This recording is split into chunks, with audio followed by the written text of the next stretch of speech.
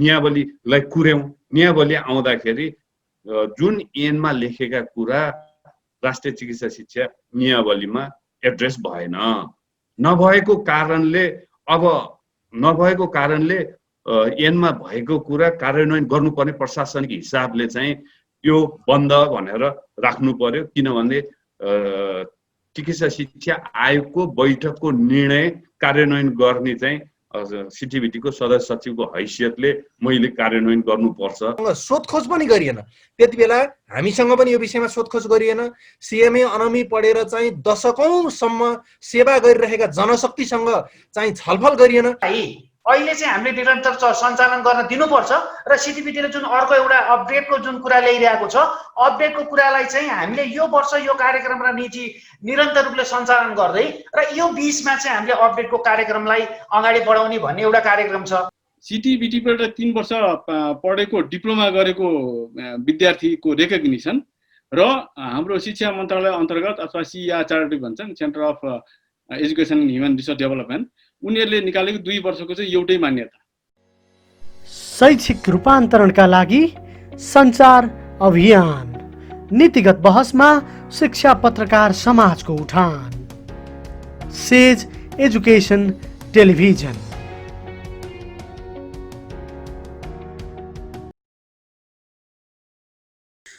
शिक्षा पत्रकार समाजको यो 9औं बहस श्रृङ्खलामा तपाईहरुलाई स्वागत छ। आज हामीले विशेष गरी अल्पकालीन परीक्षा, यसलाई चाहिँ अल्पकालीन भन्ने बित्तिकै धेरै छोटो नसम्झौँ। यो 3 महिने 6 महिने कोर्स भन्दा पनि 18 महिने कोर्सहरू जस्ता कोर्सहरू बन्द भएको स्थिति छ, अथवा यसलाई चाहिँ सरकारले निर्णय पनि गरिसकेको छ चिकित्सा शिक्षा आयोगले। यो विषयमा रहेर अबको गन्तव्य के हुन्छ भन्ने विषयमा हामीले कुराकानी गर्दैछौँ। ढिला नगरिकन यो कार्यक्रमलाई सुरुवात गरौँ। म सुरुवातमा केही नाम मैले सरसम्मान पूर्वक उच्चारण गर्न चाहन्छु। हामीसँग हुनुहुन्छ आज सिटिभिटीका सदस्य सचिव डाक्टर पुष्प रमण वाग्ले, यसै गरी प्राविधिक शिक्षा विज्ञ तथा सिटिभिटीकै पूर्व निर्देशक पनि छ। 20औं वर्ष अगाडि त्यहाँ उहाँले सेवा गर्नुभएको थियो डाक्टर हरि प्रधान।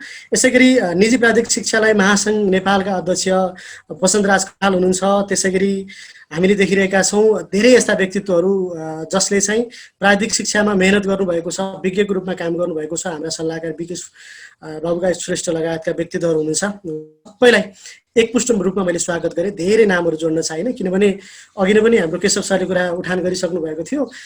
सामान्यतया हामीले औपचारिक कार्यक्रम अरूतिर गर्छौँ, त्यसै गरी बढी औपचारिक हुने कि जस्तो लागिरहेको छ भन्दै हुनुहुन्थ्यो। त्योभन्दा पनि कार्यक्रमको विषयमा प्रतिदिन हुनु र आजको कार्यक्रममा सबैलाई स्वागत गरिदिनु हुन म शिक्षा पत्रकार समाजका महासचिव शेषकान्त पण्डितज्यूलाई हार्दिक अनुरोध गर्दछु। महासचिवज्यू। हस्, धन्यवाद बीएम सर। खासमा स्वागत तपाईँले नै गरिसक्नुभयो। म पनि हाम्रो संस्थाको तर्फबाट यहाँ सबैलाई हार्दिक स्वागत गर्दछु। खास गरी हामीले यो पछिल्लो समय जुन हामीले शिक्षाका विषयको बहस पैरवीहरूको एउटा श्रृङ्खला चलाइरहेछौँ, त्यसमा हामीले यो प्राविधिक शिक्षा समेट्न सकेका थिएनौँ। प्राविधिक शिक्षाका पनि आफ्नै खालका समस्याहरू छन्। कतिपय अवस्थामा प्राविधिक शिक्षाको पहुँच कस्तो छ, के छ भन्ने खालको बहस पनि हामी गर्छौँ भने अहिले पछिल्लो समयमा चाहिँ जुन यो अल्पकालीन प्राविधिक शिक्षाको जुन यो अहिले पछिल्लो समय एउटा बहस निम्तिया छ, यसले अगाडि बढ्न पाउने कि नपाउने, कि अब यसको गन्तव्य कता हुने हो भन्ने खालको जुन एउटा समस्या सृजित भएको छ। र यो अब खास गरी यो अल्पकालीन प्राविधिक शिक्षाको अबको धार कसरी अगाडि बढ्छ, यसको स्वीकृति पाउने अथवा यसको पठन पाठनको प्रक्रिया कसरी अगाडि बढ्छ भन्ने हिसाबमा नै धेरैले चासो राखेको हामी देख्छौँ। आज खास गरी धेरै सरकारवालाहरू हुनुहुन्छ। सिटिभिटीका सदस्य सचिव डाक्टर पुष्प सर पनि हुनुहुन्छ र धेरै जिज्ञासाहरू यहाँको यो अवसरमा समेटियोस् पनि म धेरै समय यहाँको खर्च गर्न चाहन्न। मूल रूपमा तपाईँहरू सबैलाई फेरि एकचोटि यो सबै सहभागीहरूलाई म हार्दिक स्वागत गर्दछु र म छोटो कुरा आफ्नो यही टुङ्ग्याउँछु। हस् बीएम सर, अगाडि बढौँ।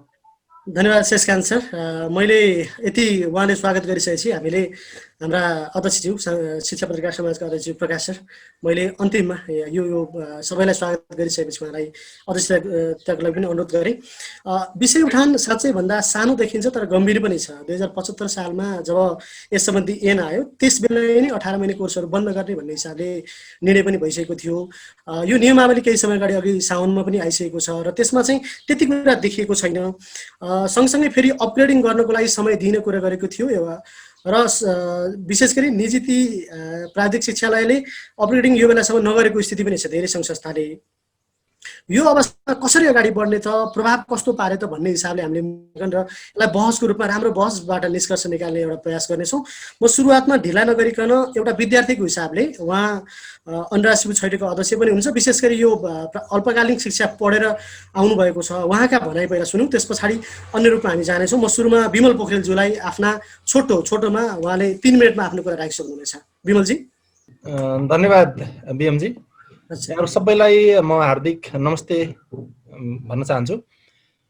यो महत्त्वपूर्ण विषयमा आज जुन बहस सञ्चालन गरेको छ, म तपाईँहरूलाई पुनः हार्दिक धन्यवाद दिन चाहन्छु। मूल रूपमा यो जसरी सरकारले पूर्वाधार तयार नगरिकन सिएमए अनमी लगायतका विषयहरूलाई बन्द गर्ने निर्णय गर्यो, यसले पार्ने असरहरू के हुन् भन्ने विषयमा उसले खास ध्यान दिएन। हामीले नेपाल सरकारको शिक्षा नीति हेऱ्यौँ भने यो गरिबमुखी नभएर अलिकति केही मान्छेहरू मध्यम वर्गमा उक्लिन थाल्यो भने तिनैले चाहिँ गरिबहरूका विरुद्धमा अथवा चाहिँ तल्लो वर्गका विरुद्धमा कैयौँ नियमहरू खडा गर्ने, कानुनहरू बनाउने र शिक्षामा पनि उनीहरूले त्यही गरिरहेका छन्। जस्तो कि हामीले पिसिएलमा साइन्स फेज आउट गर्ने कुरालाई लिन सक्छौँ। त्यति बेला तिरचन्द्र अथवा बुटोल क्याम्पस अथवा चाहिँ पोखरा क्याम्पसमा 3000 मा आइएससी पढाइ हुन्थ्यो। जब पिसिएल फेज आउट गरियो, आइएससी पढ्नलाई एकाएक 2 लाख 3 लाख लाग्ने भयो र गरिब विद्यार्थीहरूले साइन्स पढ्ने अवसरबाट वञ्चित भएर उनीहरूलाई डाक्टर, इन्जिनियर अथवा जुन पछिल्ला कोर्सहरू पढ्नबाट उनीहरू वञ्चित गराइयो र त्यो एउटा मध्यम वर्ग र उच्च वर्गमा सीमित गरियो। केही मान्छेहरूलाई छात्रवृत्ति दिने भनियो, त्यसबाट पनि नेपाल सरकारले वञ्चित गर्यो। अहिलेको सन्दर्भमा पनि ठिक त्यही कुरा लागू हुन्छ। अहिले जुन नीति निर्माणहरू गर्ने व्यक्तिहरू छन्, उनीहरू गाउँबाट सहर पसेर उनीहरू गाउँ फर्केर गएनन्। आफ्नै मात्रै गाउँको अवस्था हेर्ने हो भने पनि त्यहाँ अहिले कसले सेवा गरिरहेको छ? त्यहाँ तिनै ल्याब असिस्टेन्टहरू हुन्, तिनै सिएमएहरू हुन्, तिनै अनमीहरू हुन् जसले सेवा दिइरहेका छन्। अहिले एमबिबिएस डाक्टर पठाउनको लागि या त 15 बेडको अस्पताल चाहिन्छ या त प्राथमिक स्वास्थ्य उपचार केन्द्र चाहिन्छ। ती दुईटै नभएका कैयौँ गाउँपालिकाहरू छन्, कैयौँ दुर्गम क्षेत्रमा धेरै ठुल्ठुला बस्तीहरू छन्, तिनीहरूलाई सेवा दिइरहेका भनेको सिएमए अनमी तिनीहरूले नै हो। अब तिनीहरूलाई, त्यहाँका जनतालाई अहिलेको अवस्थामा उनीहरूलाई त्यहाँ काम गर्न नदिने हो भने, त्यहाँ नपठाउने हो भने फेरि त्यहाँका जनता धामीसँग जाऊ, झाँक्रीसँग जाऊ, उनीहरूबाटै सेवा ल्याऊ भन्ने बनाएको हो।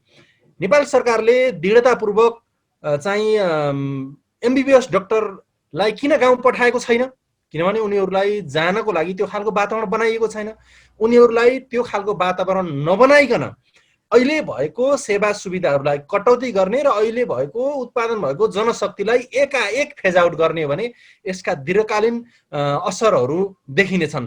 र यसका असरहरूलाई नजरअन्दाज गर्ने गरी जसरी चाहिँ नियमहरू बनाइयो, कानुनहरू बनाइयो, सरकारवालासँग सोधखोज पनि गरिएन। त्यति बेला हामीसँग पनि यो विषयमा सोधखोज गरिएन। सिएमए अनमी पढेर चाहिँ दशकौँसम्म सेवा गरिरहेका जनशक्तिसँग चाहिँ छलफल गरिएन। यसरी सरकारवालासँग छलफल नगरिकन गरिब जनताको सरकारको विषयसँग कुनै पनि चाहिँ दीर्घकालीन असरहरूको बारेमा एउटा नजरअन्दाज गरेर जसरी चाहिँ हठात त्यसलाई फेज आउट गर्ने, त्यसलाई चाहिँ बन्द गर्ने निर्णय गरियो, यसले अन्ततः दुर्गम र गरिबहरूलाई असर गर्नेछ। त्यसले गर्दाखेरि यो विषयमै व्यापक छलफल गरेर मात्रै अगाडि बढ्नुपर्ने हुन्छ। हामीले दीर्घकालीन रूपमै सिएमएलाई अझै दशकौँसम्म लैजानुपर्छ, अझै चाहिँ 20 वर्षसम्म लैजानुपर्छ, हामीले त्यो धारणा राखेका छैनौँ। तर न्यूनतम पूर्वाधार तयार नगरिकन हठात बन्द गर्ने कुरा गलत छ। समयको अभाव छ। यस विषयमा मैले धेरै कुराहरू राख्नको लागि चाहिँ एउटा अहिले अवसर पाइनँ। यद्यपि विभिन्न लेख रचनाहरूको लेखहरू लेखेर रचनाहरू आफ्ना विचारहरू सार्वजनिक रूपमा पनि मैले यो विषयमा बोल्दै आएका छु। विभिन्न सञ्चार माध्यमहरूमा पनि बोल्दै आएको छु। अन्यत्र फोरमहरूमा पनि आफ्ना कुराहरू राखिनेछ र अरू सरहरूका पनि कुराहरू सुन्नको लागि म प्रतीक्षित छु। त्यसपछि समय मिल्यो भने त्यसपछिको छलफलमा म सहभागी हुनेछु। धन्यवाद। धन्यवाद अध्यक्षज्यूलाई।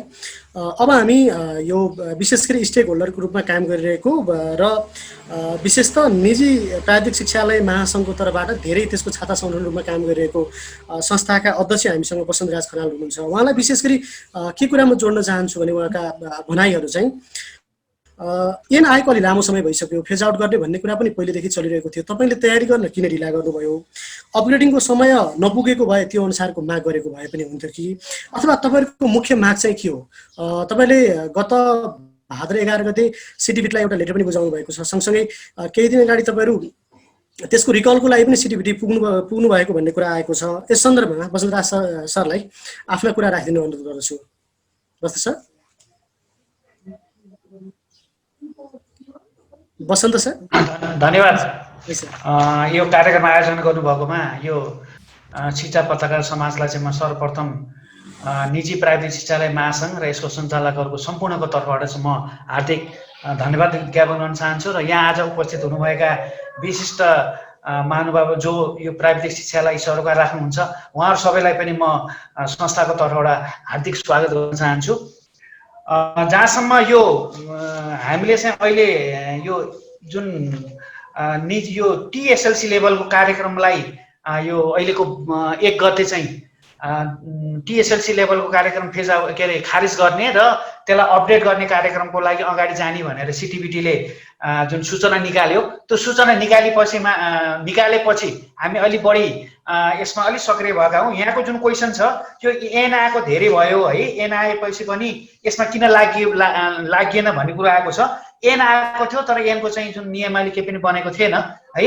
र जहाँसम्म लाग्छ हामीले चाहिँ हाम्रो जुन मदर अर्गनाइजेसन सिटिभिटी हो, अब सिटिभिटीले नै हाम्रो यसलाई के कसरी लाने हो भन्ने निर्देशन चाहिँ सिटिभिटीले नै हाम्रो संस्थालाई दिनेछ भन्ने हामी आशामा थियौँ र त्यही विश्वासमा हामी लागि परेका थियौँ। र अहिले चाहिँ हाम्रो भन्नुहुन्छ भने अहिलेको यो वर्ष त कोरोनाको कारणले हाम्रो जुन एउटा सधैँभरि औपचारिक रूपमा मूल गेट मान्ने एसएलसी अथवा एससिसी भनिन्छ अहिले, त्यसको पनि परीक्षा नभएको अवस्था होइन, देश अलिकति प्रतिकूल समयमा भएको अवस्था भएको हुनाले अहिले हाम्रा यी कार्यक्रमहरू जुन कार्यक्रम निरन्तर चलिरहेका थिए र जसले यो मुलुकको लागि चाहिँ ठुलो योगदान गरेको थियो, जसको कुनै पनि एउटा विद्यार्थी अहिलेसम्म यसमा प्रोडक्सन भएको विद्यार्थीले सरकारसँग म बेरोजगार भएँ भनेर अहिलेसम्म ढकढक गर्न नगएको अवस्था थियो। यस्तो अवस्थामा यो हठात रूपले चाहिँ यो बन्द गर्छ भन्ने कुरालाई चाहिँ हामीले सोचेका पनि थिएनौँ। त्यो हिसाबले पनि हामी हाम्रो चाहिँ निरन्तर हाम्रा क्रियाकलाप चलिरहेका छन् र सिटिभिटीबाट यस कार्य भइरहेका छन् भन्ने लागेर हामी यसमा अलिकति हामी ढिला भएकै हो। र अहिले चाहिँ तपाईँले भन्नुभएको हाम्रो के हो त, हाम्रो चाहिँ बेसलाइन भनेको हामीले विभिन्न प्रधानमन्त्रीलाई पनि हामीले प्रत्येक जिल्लाबाट हाम्रो 61 जिल्लामा हाम्रा कार्यक्रमहरू छन्, 61 जिल्लाबाट हामीले प्रधानमन्त्रीलाई ज्ञापन पत्र पनि बुझाइसकेका छौँ। हामीले प्राविधिक शिक्षा तथा व्यावसायिक तालिम परिषदलाई पनि ज्ञापन पत्र बुझाइसकेका छौँ। र अहिलेको हाम्रो बेसिक माग भनेको के हो भने यो कार्यक्रमलाई अहिले चाहिँ हामीले निरन्तर सञ्चालन गर्न दिनुपर्छ र सिटिभिटीले जुन अर्को एउटा अपडेटको जुन कुरा ल्याइरहेको छ, अपडेटको कुरालाई चाहिँ हामीले यो वर्ष यो कार्यक्रम र निरन्तर रूपले सञ्चालन गर्दै र यो बीचमा चाहिँ हामीले अपडेटको कार्यक्रमलाई अगाडि बढाउने भन्ने एउटा कार्यक्रम छ। र अर्को कुरा के छ भने यदि अपडेट नै गर्ने हो भने पनि हाम्रा जुन संस्थाहरू छन् तिनको कार्यक्रम ब्रेक गरेपछि संस्था आफै ब्रेक भइसक्छ। त्यो संस्था ब्रेक भइसकेपछि यसको अपडेट गर्नेको कुनै अर्थ रहँदैन अथवा त्यसको भोलि कानुनी रूपमा फेरि अर्को अर्थ लाग्न सक्छ भन्ने हिसाबले पनि हामी यो वर्षदेखि नै यो अपडेट गर्ने र यो वर्षदेखि हाम्रो कार्यक्रमहरू सञ्चालन गर्न पाउनुपर्छ। र यसलाई चाहिँ सिटिभिटीले पनि यो बाटोबाट पनि फास्ट ट्र्याकमा काम गर्नुपर्छ र हामी पनि तयार छौँ भनेर हामी सिटिभिटीका पदाधिकारीहरू, उपाध्यक्ष, सचिव र निर्देशकहरूसँग पनि हामी अस्ति बसिसकेका छौँ। उहाँहरूसँग बसेर हामीले हाम्रो प्राविधिक शिक्षाको र सिटिभिटीको एउटा संयुक्त एउटा चाहिँ टोली बनाउने र त्यसले चाहिँ यसलाई फास्ट ट्र्याकमा लाने अध्ययन गर्नुपर्छ भन्ने राखेर चाहिँ हामी अगाडि पढेका छौँ। अहिले हाम्रो बेसिक चाहिँ हाम्रो मागै छ। जहाँसम्म लाग्छ यो तपाईँले कार्यक्रम यो फेज आउट यो जुन फेज आउट गर्ने कार्यक्रम छ यो कार्यक्रम गर्ने कि नगर्ने मैले यहाँ स्मरण गर्न चाहन्छु। हाम्रो पूर्व स्वास्थ्य राज्य मन्त्री र अहिले बङ्गलादेशका राजदूत पनि हुन्छ डाक्टर वंशीधर मिश्र पनि हुनुहुन्छ यही अहिले हामीसँग सँगै उपस्थित हुनुहुन्छ र यो उहाँहरूले आफ्नो कार्यकालमा शिशु मृत्युदर घटाउनको लागि भनेर उहाँहरूले प्रत्येक अस्पताल पुग्ने एउटा सुत्केरी महिलालाई भत्ताको व्यवस्था पनि समेत गरेर यसरी धेरै यही मेन पावरले काम गरेर मातृ शिशु मृत्युदर घटाइरहेको छ। अनि हाम्रो विद्यार्थी साथीले पनि भन्नुभयो नि यसको असर कहिले पर्ने हो त थाहा छैन। अब हाम्रा भोलि दूर दराजका गाउँमा जुन हाम्रो यो लेभलको एउटा मेन पावर गरेर जुन प्रसुतिदेखि लिएर अन्य सम्पूर्ण जुन सेवा दिइरहेको छ त्यो सेवा दिनको लागि अब हामीले साँच्चै व्यावहारिक रूपले भएर सोच्ने हो भने त्योभन्दा माथिल्लो मेन पावर त्यहाँ पुग्न सक्छ कि सक्दैन। र त्यसरी हाम्रो यो जुन भूगोलको यथार्थ जुन हाम्रो धरातल छ त्यो धरातललाई टेकेर यो निर्णय गरिएको छ कि अथवा हामीले चाहिँ के छ भने हामी ठुल्ठुलो बन्ने नाममा हामी एकदम माथिल्लो पुग्ने नाममा हामीले धरातल पनि छोड्दै हिँडेका छौँ कि भन्ने चाहिँ एउटा चाहिँ अझै यसको बारेमा यो सरकारले अझै गहन रूपले यो जनशक्ति साँच्चैको नचाहिएको हो कि भन्ने कुरा पनि अझै गहन तरिकाले सोचोस् भन्ने कुरामा पनि हाम्रो सङ्गठनले अहिले माग गरिरहेको छ र हामी त्यसको लागि पनि हामी विभिन्न हाम्रा चाहिँ निकायहरूमा हाम्रा जुन स्टेक होल्डरहरू हुनुहुन्छ अथवा हाम्रो जुन सरकारवाला हुनुहुन्छ मन्त्रालयदेखि लिएर स्वास्थ्य मन्त्रालय हरेक ठाउँमा चाहिँ हामी गएर यसको बारेमा हामीले लबिङ गर्ने काम गरिरहेका छौँ। हाम्रो सङ्गठन चाहिँ अहिले यही रूपमा चाहिँ हामी सक्रिय रूपले यो बिचमा चाहिँ हामी लागिरहेको अवस्था छ। हस् बसन्त सरले को भनाइअनुसार मेरो बुझाइ मैले एक शब्दमा कन्क्लुड गर्दाखेरि चाहिँ अपडेट गर्छौँ समय चाहियो र पुरानोलाई हटाइसकेपछि त्यसबाट चाहिँ हामी जाने ठाउँ रहँदैन भन्ने कुरा बसन्त सरले राख्नुभयो। यति बेला हाम्रो डाक्टर वंशीधर मिश्र जो विज्ञ पनि हुनुहुन्छ पूर्व राज्य मन्त्री पनि हुनुहुन्छ राजदूत पनि हुनुहुन्छ मैले उहाँलाई स्वागत गरेँ उहाँलाई देखिरहेको छु र अब हामी जान चाहन्छौँ डाक्टर हरिप्रधान जो फिलिपिन्स लगायत विभिन्न देशमा गएर काम पनि गर्नुभएको छ र विश्व स्तरमा उहाँले प्राविधिक शिक्षा सम्बन्धी विभिन्न ज्ञान पनि हासिल गर्नुभएको छ। सिटिबिटीका पूर्व निर्देशक पनि हुनुहुन्छ एउटा विज्ञको रूपमा गर्नुभएको छ।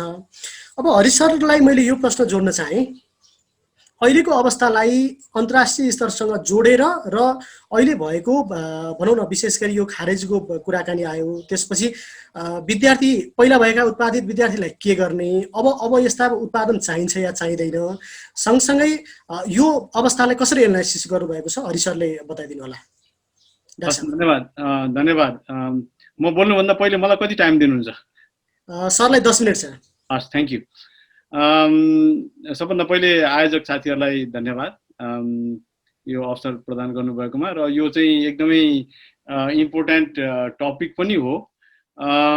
अब यो विषयवस्तु छिर्दाखेरि मलाई चाहिँ के लाग्छ भने यो कुनै डिस्कसन गर्नुपर्ने विषयवस्तु नै होइन। मलाई भन्नुहुन्छ भने यदि चाहिँ हाम्रो पोलिसी मेकरहरूले शिक्षामा काम गर्ने हाम्रा अग्रजहरूले नेपाल सरकार शिक्षा मन्त्रालय योजना आयोग पनि जोड्छु म उहाँले यदि आफ्नो देशको वास्तविकता के हो र चाहिँ अब अन्तर्राष्ट्रिय अभ्यासहरू के छन् भन्ने कुरा अलिकति अध्ययन गरिदिएर चाहिँ त्यसपछि यो निर्णयमा पुगेको भए चाहिँ सायद उहाँलाई फिल हुन्थ्यो कि यो कुनै टपिक नै होइन इस्यु नै होइन यो अझ यो त आवश्यकता हो। मलाई चाहिँ के लाग्छ भने हाम्रो मुख्य समस्या चाहिँ कहाँनिर छ भन्दाखेरि पोलिसीमा समस्या भयो एउटा। दोस्रो कुरा चाहिँ के भयो भन्दाखेरि मैले चाहिँ अलिकति घुमाउरो पाराले गएँ तर तपाईँको प्रश्नमा चाहिँ म आइहाल्छु। एउटा पोलिसीमा प्रब्लम छ। दोस्रो चाहिँ के हो भन्दाखेरि सिटिबिटी भनेको चाहिँ कहिले प्रायोरिटीमै परेन। अनि यो टिबेटमा चाहिँ पढ्ने विद्यार्थीहरू हाम्रो भाइ बहिनीहरू उनीहरू चाहिँ कहिले प्राथमिकतामै परेन। अब मलाई चाहिँ के लाग्छ भन्दाखेरि यो चाहिँ अङ्ग्रेजीमा भन्छ नि डाइकोटोमी तपाईँको चाहिँ दुईटा विरोधाभास कुराहरू एउटा चाहिँ जनरल एजुकेसन अर्कोतिर टेक्निकल एजुकेसन टिबेट भनौँ अथवा चाहिँ स्किल्स डेभलपमेन्ट भनौँ। अब टिबेटवाला चाहिँ कुनै खास मान्छे नै होइन भन्ने हिसाबले चाहिँ भनिन्छ। म अहिले एउटा अध्ययन गरेर एउटा अनुसन्धान कृति निकाल्ने प्रयासमा छु। मेरो चाहिँ भनाइ चाहिँ के छ भन्दाखेरि एउटा सारांशमा चाहिँ कुरा के हो भने यो सिप भएका मान्छेलाई सिपविहीन मान्छेहरूले रेकग्निसन दिनुपर्ने। अब त्यो चाहिँ के हो मैले भनेको कुरा चाहिँ भने त्यो पछि आउँला हामी कुनै समय भयो नि यो बाध्यता हटाउनु पर्यो। हाम्रो अब सिटिभिटी जस्तै अब संसारका अरू देशहरूमा पनि प्रशस्त यो कामहरू भएका छन्, जहाँ मान्छेले बसेर यति मेहनत गरेको हुन्छ, उसले टेक्निकल कुरा सिकेको हुन्छ, उसलाई चाहिँ जनरल एजुकेसनमा चाहिँ टिबेट नपढेको मान्छे, उसले सिप नबुझेको मान्छे, उसले चाहिँ सर्टिफाई गरिदिनु पर्ने, उसले रेकग्नेसन गरिदिनु पर्ने, उसले त यो क्लासको भनिदिनु पर्ने। यो चाहिँ यो परिस्थिति चाहिँ हामीले हटाउनु पर्छ। म यो चाहिँ क्याम्पेनमा चाहिँ लागिरहेको छु। म अरू देशमा मेरो टिमहरू छन्, साथीहरू छन्, उहाँहरूको देशमा पनि त्यही नै समस्या छ। खालि हालै मैले अध्ययन गर्दाखेरि एउटा जर्मनीमा र क्युबामा चाहिँ अलिकति त्यो यो दुईटाको बिचमा चाहिँ फरक चाहिँ कम भएको, बाँकी रहेको अरू देशमा पनि करिब करिब यस्तै हो। तर सबैतिर हामीले लड्नुपर्ने छ। अब मुख्य कुरा चाहिँ के रहेछ भने मान्यताको कुरा रहेछ क्या। मान्यता चाहिँ अब सिटिबिटीबाट पास भए पनि, जनरल एजुकेसनबाट पास भए पनि उसले एउटै पाउनुपर्छ भन्ने चाहिँ मेरो भनाइ हो क्या। मेरो अन्ततिर एडभोकेसी पनि यही नै हो। अब हाम्रो समस्या के भइदियो भने, सामान्य एउटा इक्जाम्पल दिएँ यहाँलाई। सिटिबिटीबाट 3 वर्ष पढेको डिप्लोमा गरेको विद्यार्थीको रेकग्निसन र हाम्रो शिक्षा मन्त्रालय अन्तर्गत अथवा CERT भन्छन्, centre of education and human resource development, उनीहरूले निकालेको 2 वर्षको चाहिँ एउटै मान्यता। त्यस्तो पनि कोही हुन्छ। अब तपाईँ कम्पिटेन्सी कुरा गर्दा मलाई त्यो 12 क्लासको भाइ बहिनीहरूसँग मेरो भनाइ केही छैन, उहाँहरूलाई पनि मेरो सम्मान छ, सबैले मेहनत गरे हुन्छ। तर यतापट्टि त 1 वर्ष त बढी पढ्यो नि उसले। एउटा यो। दोस्रो कुरा, अहिलेको नेपाल सरकारको चाहिँ शिक्षा पोलिसीमा यहाँले हेर्नुभयो भने सिटिबिटीको परीक्षा राष्ट्रिय परीक्षा बोर्डले लिने भन्छ। हेर्नुहोस् है, यो कस्तो अचम्मको यो अनौठो हो नि। दुईटा ऐनबाट स्थापित भएका संस्थाहरू को परीक्षा अब एउटाको परीक्षा अर्कोले लिने, यो यो यो यो एकदमै अनौठो छ हैन। यो चाहिँ बुझ्न गाह्रो छ। किनभने मेरो चाहिँ बेसिक भनाइ चाहिँ के हो भने सिटिबिटीलाई चाहिँ 3rd ग्रेड भनेर चाहिँ भनियो, देखियो, हेरियो होला। तर सिटिबिटीको जुन टेक्निकलिटी छ, एक्सपर्टिज छ, यो चाहिँ अरूले चाहिँ त्यति साह्रै त्यति चाँडै चाहिँ गर्छन् जस्तो लाग्दैन। अब तर तपाईँले मलाई भन्नुहुन्छ नि, मेरो भनाइ त अझ के हो भने, अब म बायस भएँ होला यहाँनिर। मेरो भनाइ चाहिँ के हो भने, म जहाँ पनि के भन्छु, सिटिबिटी भन्दा राम्रो सुन्दर संस्था अरू नेपालमा कुनै छँदै छैन। यसले निकालेको अघि भन्नु पनि हाम्रो यो के हो के अरे TSLC गर्नुभएको होला भाइ, सायद उहाँले भन्नुभयो। अब यत्रो समय पढ्यो, उहाँले काम गरिराख्नु भएको छ। अब अहिले भन्नु न, अहिले यो अर्थक्वेक पछाडि र कोभिडको बेलामा चाहिँ फ्रन्ट लाइनमा बसेर काम गर्ने मान्छे को हुन्? होला नि, डाक्टर साहबहरू हुनुहुन्छ, उहाँलाई सम्मान छ हैन। तर त्यहाँभन्दा पनि तल गएर भिजेर काम गर्ने भने त यो सिटिबिटीबाट निस्किएको विद्यार्थी नै हुन् नि। त्यस कारणले गर्दाखेरि एउटा अनुरोध चाहिँ के हो भने नेपाल सरकारलाई र तपाईँ हामी सबैले, खास गरेर पत्रकार मिडिया साथीहरू, हामी सबैले चाहिँ एउटा लडाइँमा चाहिँ के लाग्नु पर्यो भने, मैले एउटा चाहिँ आर्टिकल आउँदैछ होला सिटिबिटीको एउटा पत्रिकामा, हामीले यो असम्भव युद्ध लड्नु परेको छ। असम्भव युद्ध भनेको के हो भने सिटिबिटीबाट निक्लेका हुन् अथवा इन्जिनियरिङ पुल्चोक क्याम्पसबाट निस्केको हुन्, त्यो दुईटैको एउटै मान्यता हुन्छ। आखिरमा यो मान्यता दिने भने त पार्लियामेन्टले हो। पार्लियामेन्टले त्यो कमिटमेन्ट किन गर्न सक्दैन? यो देशको आवश्यकता यो हो भनेर अब त हामी सबैले बुझेका छौँ कति महत्त्वपूर्ण रहेछ भन्ने कुरा। त्यसले गर्दाखेरि उसले चाहिँ किन चाहिँ मान्यता दिँदैन हैन? र यो सामान्य कुरा छ। अब यो सामान्य कुरा चाहिँ के हो भन्दाखेरि यो राष्ट्रिय योग्यता प्रणाली भन्छन्। अब यो राष्ट्रिय योग्यता प्रणालीले चाहिँ राष्ट्रिय व्यावसायिक योग्यता प्रणाली, छोटकरीमा NVQ, यो NVQ चाहिँ लागू भइदिएको भए हैन, यसले चाहिँ अङ्ग्रेजीमा भन्दा सिमलेस प्रोग्रेस के, तपाईको कतै अड्किनै नपर्ने, मान्छेले 6 महिना पढोस् अथवा चाहिँ 1 वर्ष पढोस् अथवा चाहिँ 12 महिना पढोस्, त्यसले चाहिँ के भने मान्यता पाउनु पर्यो कि तपाईको। त्यो मान्यता पाउने बित्तिकै के हुन्छ भने यो मान्छेलाई निकाल्दिउँ, यसलाई चाहिँ राखौँ भनेर त्यो भन्ने परिस्थिति नै आउँदैन। जस्तो अब अहिलेको विषयवस्तुमा प्रवेश गर्दाखेरि मेरो भनाइ चाहिँ के हो भने, यदि हामीले डिप्लोमा, अहिले जुन डिप्लोमा छ, त्यो डिप्लोमा 3 वर्षे कोर्सलाई मोडुलर कोर्समा चाहिँ लगेर क्रेडिट बेस सिस्टम भन्छन् हैन अब अरू देशमा, अनि यो कम्पिटेन्सी बेस्ड लर्निङ भन्छन् हैन। त्यो गरेर मोडुलर कोर्सको आधारमा चाहिँ काम गरिदिएर यदि डिप्लोमाको पार्ट चाहिँ यदि यो TSLC बनाइदिएको भए यो चाहिँ जरुरी थिएन, यो बन्द गर्नुपर्छ भन्ने। अब यसमा चाहिँ मैले यो अध्ययन अनुसन्धान गर्दैछु। मैले यहाँलाई चाहिँ 1 मिनेट चाहिँ एउटा सानो यो मेरो स्लाइड देखाउने मैले अनुमति लिए। 1 मिनेटमा सकिहालिन्छ। यहाँले हेर्नुभयो भने हाम्रो स्थिति चाहिँ यस्तो खालको छ। यो हरियो भनेको अहिले चलिरहेको, यो 3 वर्ष डिप्लोमा पछाडिको चाहिँ ग्याप छ हेर्नुहोस् हैन। यो विद्यार्थीहरू कता जाने भन्ने कुरा। त्यस कारणले गर्दाखेरि यो चाहिँ के हो भने यो एकाडेमिक बायस हो के। अब यसको लागि हुनुपर्ने चाहिँ के हो भने, मैले चाहिँ मेरो अध्ययनबाट, अनुसन्धानबाट, अरू चाहिँ धेरै ठाउँमा चाहिँ काम गरेको प्रयासबाट चाहिँ मैले निकालिरहेको कुरा चाहिँ के हो भने, हाम्रो एजुकेसन सिस्टम चाहिँ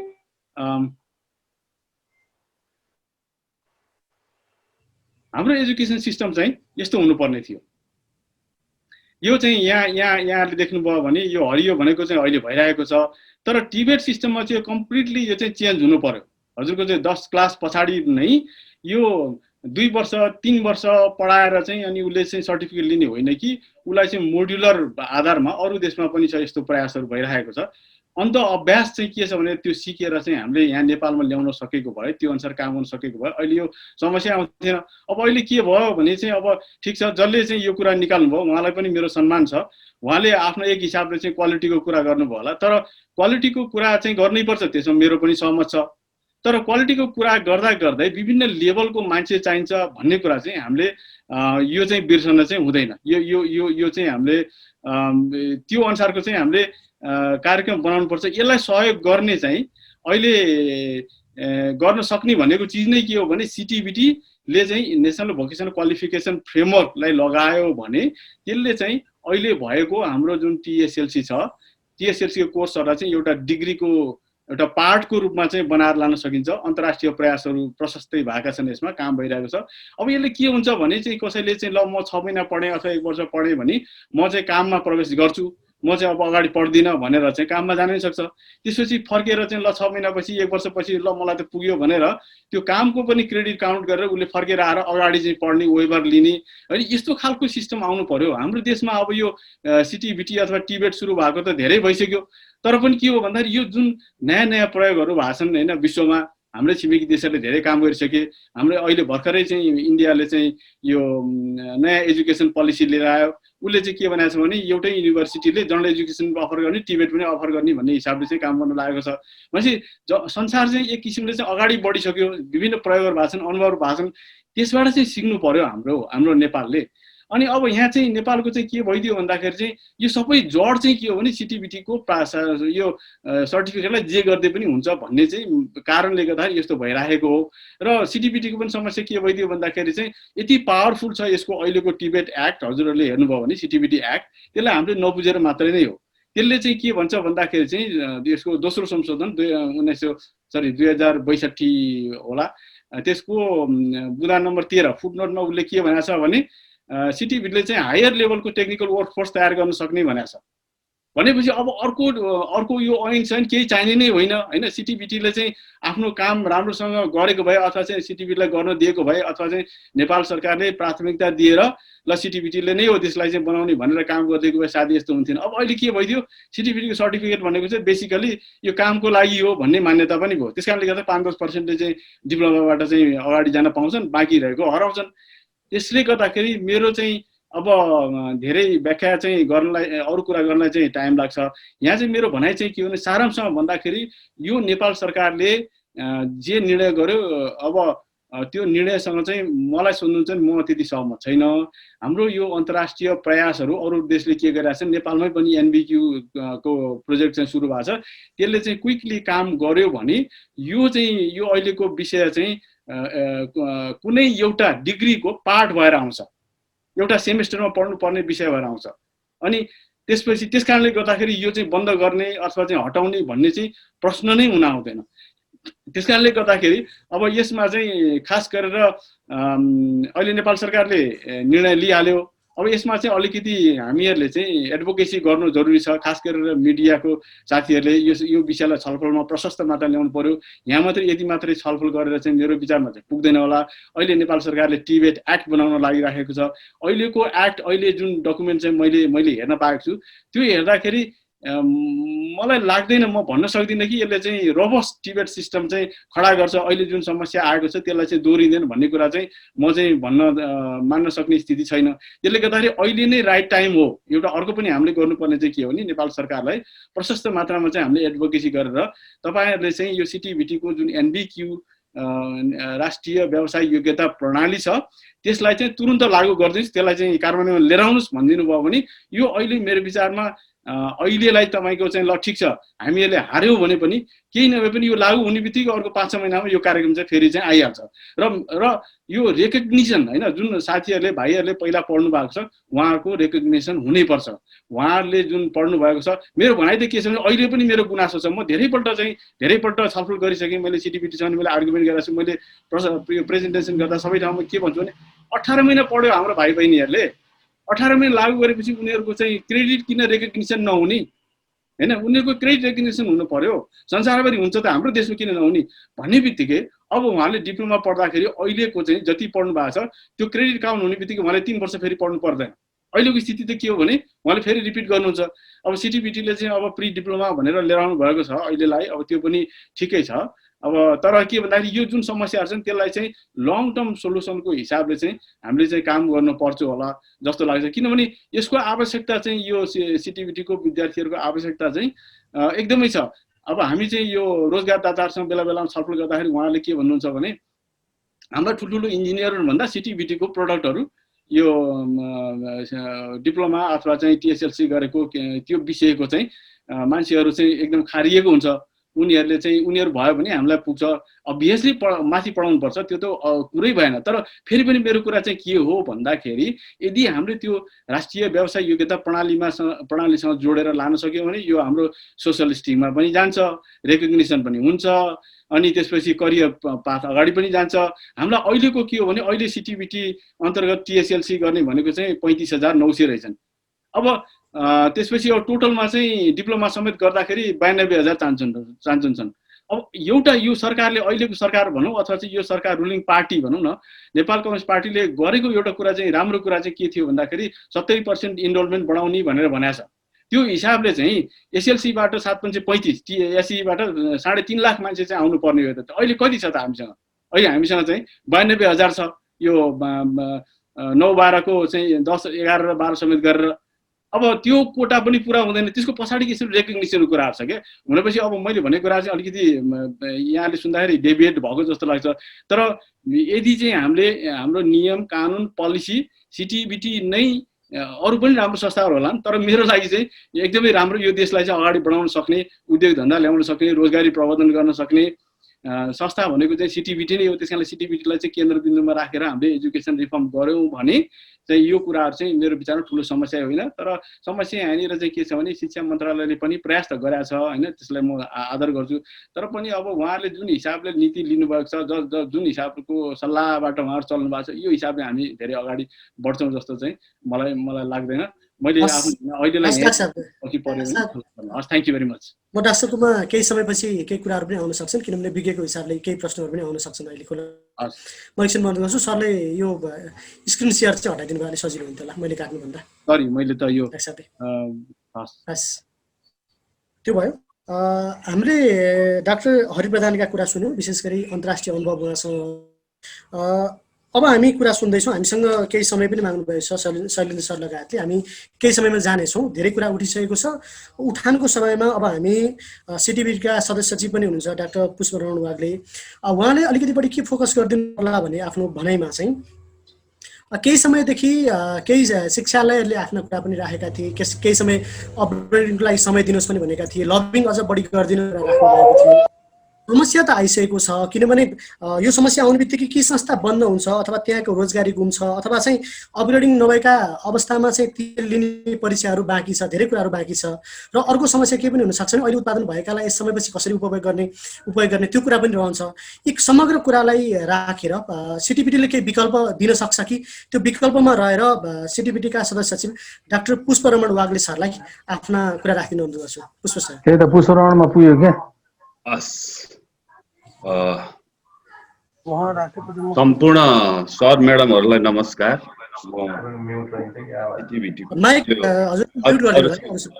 सम्पूर्ण सर म्याडमहरुलाई नमस्कार अब म सर्वप्रथम त सिटिबिटीको तर्फबाट यहाँहरुलाई यो जुन अवसर दिनुभयो शिक्षा पत्रकार समूहलाई नै धन्यवाद दिन चाहन्छु समाज भन्नु पर्ला सर हजुर समाजै भनौं समूह समाजलाई चाहिँ धन्यवाद दिन चाहन्छु र त्यसरी नै फेरि यसमा आबद्ध हुनुभएका विशिष्ट व्यक्तित्वहरूलाई पनि म धन्यवाद दिन चाहन्छु तर मूलत के भन्दा नि संस्था रहन्छ अथवा विद्यार्थी के हुन्छ भन्नु भन्दा नि हाम्रो आवश्यकता के हो भनेर आवश्यकतालाई पहिलो कुरो प्राथमिकता दिनु पर्यो हैन।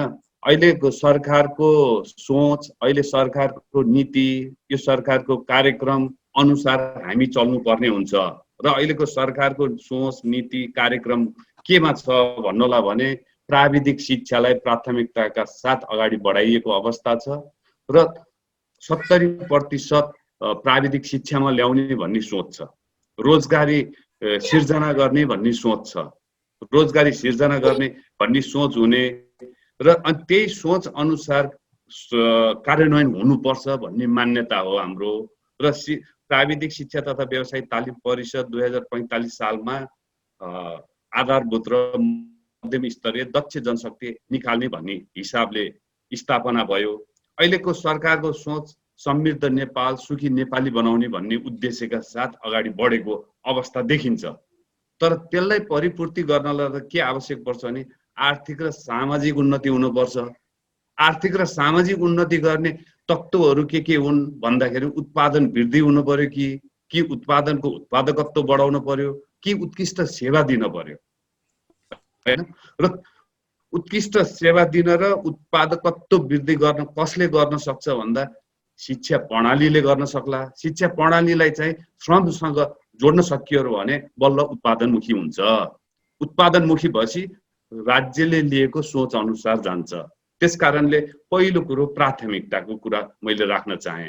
र अहिले सिटिभिटीबाट जति पनि कार्यक्रम सञ्चालन गर्नु भएको छ हैन, नेपाल सरकारले अहिलेको संविधान अनुसार नेपाल सरकारले शिक्षालाई माध्यमिक शिक्षासम्म निशुल्क गर्ने भन्ने शिक्षाको हकमा छ। हकमा हुँदा हुँदै पनि हामी गरिब मुलुक भएको कारणले विभिन्न कारणले निशुल्क गर्न नसकेको अवस्थामा यसलाई कसरी निशुल्क गराउने भनेर योजना हुनुपर्छ भन्छु म चाहिँ। त्यो संविधानमा लेखेका बुदाहरूलाई पुरा गर्नको लागि त्यस्तै जस्तो अहिले हामीसँग प्राविधिक एसएलसी भन्छौँ तत्कालीन, अहिले प्री डिप्लोमा भन्छौँ त्यसको नाम। र त्यो प्राविधिक एसएलसी जो उत्तीर्ण भएका थिए त्यो उत्तीर्ण भएका व्यक्तिहरूले यो राज्यमा के भूमिका निर्वाह गरेका छन् र त्यो निर्वाह गर्दाखेरि कति मान्छे सुरक्षित छन्, पौष्टिक आहार सन्तुलन व्यवस्थापनमा कति मान्छे सन्तुष्ट भएर त्यसको सरदर आयु मृत्यु दर बढेको छ कि घटेको छ कि हैन, मातृ शिशु मृत्यु दर कम भएको छ कि बढी भएको छ कि, जोखिमको बेलामा काम गर्नेहरू चाहिँ जुन स्वास्थ्य कर्मीहरू त्यो लेभलको मान्छे कसरी अगाडि बढिरहेका छन् भनेर पहिलो लेखाजोखा हुनुपर्छ। र त्यो आवश्यकता भनेको रोजगारी सिर्जना गर्ने तर्फबाट अगाडि बढ्नुपर्छ। र रोजगारी सिर्जना गर्नेतिर तर्फ अगाडि बढ्दाखेरि अहिले तपाईले देख्न सक्नुहुन्छ 2,20,000 जति हामीसँग प्री डिप्लोमा उत्तीर्ण गरिसकेका छन्, तत्कालीन प्राविधिक एसएलसी उत्तीर्ण गरेका छन्। त्यसमध्ये पनि करिब 1 लाख स्वास्थ्य सम्बन्धीको छ। र त्यो स्वास्थ्य सम्बन्धीको जो विद्यार्थीहरू भाइ बहिनीहरू हुनुहुन्छ उहाँहरूले उत्तीर्ण गरेर ग्रामीण क्षेत्रमा काम गर्नु भएको छ, रियल काम गर्नु भएको छ। आर्थिक र सामाजिक सम्पन्न हुन नसकेका कारण सिटिभिटीको लिएर छिटो रोजगारी हुन खोजेको कारणले गर्दाखेरि उहाँहरू त्यहाँ काम गर्दै हुनुहुन्छ भनेपछि त्यस्ता व्यक्तिहरूले पुर्याएको योगदानको लेखाजोखा भएर योजना भएर अनि बल्ल एन आइदिएको भए राम्रो हुन्थ्यो। तर एन आइसकेपछि म प्रशासनको हिसाबले कार्यान्वयन गर्ने निकायको मान्छे भएको हुनाले मैले कार्यान्वयन गर्नै पर्छ हैन। र एन महासी राष्ट्रिय चिकित्सा शिक्षा एन 2075 आयो। आइसकेपछि दफा 15 उपदफा 4 मा प्रमाणपत्र तह भन्दा मुनिका कार्यक्रम सञ्चालन हुने छैन स्वास्थ्य विषयका भनेर आयो। र 5 मा के भन्यो भन्दाखेरि स्तरोन्नति र फेज आउट गरिने छ भन्यो उपदफा 5 मा। भनिसकेपछि 75 सालको फागुन 10 गते आयो। हामीले 76 सालमा एक पटकको लागि दिइसकिएको कारण किन भन्दा एनमा आयो, नियावलीमा आइदियो भने त्यसले चाहिँ क्लियर गर्छ स्तरोन्नति कसरी गर्ने भन्ने कुरा, मापदण्ड के हुने नियावलीमा स्पष्ट हुन्छ भन्ने उद्देश्यका साथ हामीले 1 वर्ष अध्ययन गर्नु पाउनुपर्छ भनेर त्यो बेलामा भयो। तर रह्यो अपग्रेडिङको कुरा, नियावलीलाई कुर्यौँ। नियावली आउँदाखेरि जुन ऐनमा लेखेका कुरा राष्ट्रिय चिकित्सा शिक्षा नियावलीमा एड्रेस भएन। नभएको कारणले ऐनमा भएको कुरा कार्यान्वयन गर्नुपर्ने प्रशासनिक हिसाबले चाहिँ यो बन्द भनेर राख्नु पर्यो। किनभने चिकित्सा शिक्षा आयोगको बैठकको निर्णय कार्यान्वयन गर्ने चाहिँ सिटिभिटीको सदस्य सचिवको हैसियतले मैले कार्यान्वयन गर्नुपर्छ भन्ने हिसाबले यो जस्तो निर्णय भएको छ त्यो कार्यान्वयनको प्रक्रियामा म गइसके पछाडि अब प्रशासनिक हिसाबले गर्न सकिएन। कानुनी हिसाबमा राष्ट्रिय चिकित्सा शिक्षा ऐन संशोधन हुनु पर्यो कि चाहिँ प्राविधिक शिक्षा तथा व्यावसायिक तालिम परिषद ऐन 2045 सङ्घीय संरचना अनुसार सङ्घको प्रदेशको स्थानीय तहको काम कर्तव्य अधिकार दोहोरो नपर्ने गरेर त्यसलाई समन्वयनको भूमिका सहअस्तित्वको भूमिकाबाट चाहिँ कि त्यो संशोधन हुनु पर्यो छिटो जानलाई। अर्को रह्यो लगानी गरेर बस्नु भएको छ 138वटा संस्थाहरू, 237वटा कार्यक्रम, स्वास्थ्यको मात्रै कुरा गर्दैछु म, प्रमाणपत्र तहभन्दा मुनिको सिटिभिटीसँग सम्बन्ध स्वीकृति लिएर कार्यक्रम सञ्चालन गर्नुभएको। त्यसमध्ये पनि 71वटा संस्थाहरूको चाहिँ दायाँ बायाँ अरू कार्यक्रमै चलाउनु भएको छैन। र त्यस्ता संस्थाहरूको के हुन्छ भन्दाखेरि अपग्रेडिङ भइराख्यो भने त्यहाँ सञ्चालन र व्यवस्थापनमा सरल र सहज परिस्थिति हुन्छ भन्ने कुरा हो। तर अब रह्यो मापदण्डको कुरा, अपग्रेड गर्नलाई मापदण्ड बन्न पर्यो। मापदण्ड कहाँबाट स्तरोन्नति भनेर राष्ट्रिय चिकित्सा शिक्षा ऐनमा लेखिएको छ। ऐनमा लेखिएको कुरा चाहिँ अब सिटिभिटीको कार्यक्रम सञ्चालन सम्बन्धी राष्ट्रिय चिकित्सा शिक्षा ऐनमा लेखिसकेपछि अब सिटिभिटीले चाहिँ त्यो मान्नुपर्छ भनेर आइसकेपछि कार्यान्वयन गर्ने हिसाबले त मान्नु पर्यो। त्यो एउटा। आजको चाहिँ अब यसलाई छुटकारा कसरी हुन्छ भन्ने कुरा, मैले खालि अरू कुरा पनि आउँछ। यसलाई छुटकारा कसरी हुन सक्छ त भन्दा दुईटा पाटो मात्रै छ। एउटा कानुनको संशोधन, कानुन नै संशोधन हुनु पर्यो, सिटिभिटीको ऐन नै संशोधन गरेर आउन सक्छ। अर्को चाहिँ चिकित्सा शिक्षा ऐन नै संशोधन गरेर आउन सक्छ, आवश्यकता छ कि छैन भनेर प्रमाण भएर। क्वालिटी त चाहिन्छ, यसमा मेरो पनि विवाद छैन, माथिल्लो तहको चाहिन्छ। तर सिएमए एएनएम ल्याब असिस्टेन्टले दिएको सेवा स्टाफ नर्स एचएले पुग्छ कि पुग्दैन त? अहिलेसम्म हामीसँग सिएमए प्रमाणपत्र तहभन्दा मुनिको स्वास्थ्य सम्बन्धीको कति जनशक्तिले काम गरेछन् र सिटिभिटीले उत्पादन गरेको प्रमाणपत्र तहको कति छ र त्यहाँ जान चाहनेको माहौल कस्तो छ त्यो पहिला आकलन हुनुपर्छ भन्ने चाहिँ मेरो भनाइ हो। र त्यो हाम्रो त कस्तो नि स्टाफ नर्स पढ्ने र बिग सिटीमा भने मतलब ठुलो ठुलो सहरमा बसेर अलिकति पैसा हुनेतिर लाग्यो के, अलिकति मध्यम स्तरीयको माथिल्लो तहको व्यक्तिहरूले पैसा तिरेर पढ्न खोज्ने र अनि माइग्रेसनको कुरा जस्तो अमेरिका हैन, युके, अस्ट्रेलियामा रोजगारी सजिलो किसिमले पाइन्छ भनेर स्टाफ नर्स पढेको माहौल पनि देखिया छ। भनेपछि हामीले के सोच्नुपर्छ नि, नेपाल बनाउने हो भने सबैले नेपाल बनाउने नै हो भने पहिला नेपालमा बस्ने वातावरण सिर्जना गर्नुपर्छ। त्यही कारणले म आउँदैछु। त्यो सिर्जना गर्नलाई के हुनुपर्छ भन्दाखेरि प्राविधिक शिक्षा कम्तीमा पनि अहिले सिटिभिटीको 61वटा आङ्गिक शिक्षालयहरू छन्। आङ्गिक शिक्षालयबाट प्रदान गर्ने प्राविधिक शिक्षालाई निशुल्क गरिन्छ भन्ने कहीँ कमिटमेन्ट भइदियो भने हैन, त्यो विद्यार्थी त्यहाँ पढ्न जान्छ अथवा सिक्न जान्छ। सिक्न जाँदै उसले कमाउँछ, कमाएको हिसाबले कति हुन्छ उसको सिलिङ राखिदियो, यति तिर्ने पैसा यति पर्छ। एउटा कोर्स डिप्लोमा भ्याउनको 50,000 1 लाख कति पर्छ, त्यो एउटा बास्केटमा राखेर विद्यार्थीको अंश छुट्याइदिने, प्रशिक्षकको अंश छुट्याउने अनि शिक्षालयको अंश छुट्याएर त्यसलाई निशुल्कतिर लान सकिन्थ्यो। तर त्यो कमिटमेन्ट हामी सबैसँग हुनुपर्छ, सरकारसँग हुन पर्यो, सिटिभिटीसँग हुन पर्यो र अहिले सङ्घीय संरचना अनुसार कार्यक्रम भन्नुहोस् न। एउटा प्राविधिक शिक्षा र व्यावसायिक तालिम एउटै हामी बास्केटमा राखेका छौँ। उही भटमास र मैले भन्ने गर्छु, भटमास र मकैलाई एउटै बास्केटमा हालिदियो भने भटमासले प्रोटिनको तत्त्व बढी दिन्छ, मकैले के दिन्छ भन्दा कार्बोहाइड्रेट दिन्छ। भनेपछि छोटो अवधिको सिपमूलक तालिम लिनेले जीविकोपार्जनको लागि र आत्मनिर्भरको लागि छिट्टो काम गर्ने माहौल क्रिएट गर्छ, स्वरोजगारीको गर्छ भने प्राविधिक शिक्षाको चाहिँ त्यसले कुनै पनि प्रविधि र विज्ञानसँग खेलेर केही उत्पादनतिर अथवा केही बनाउनेतिर लाग्छ जुन राज्यलाई आवश्यक छ। हो यस्तो किसिमको माहौलमा अहिले सङ्घीय संरचना अनुसार सिटिभीको ऐन संशोधनको आवश्यकता छ हैन।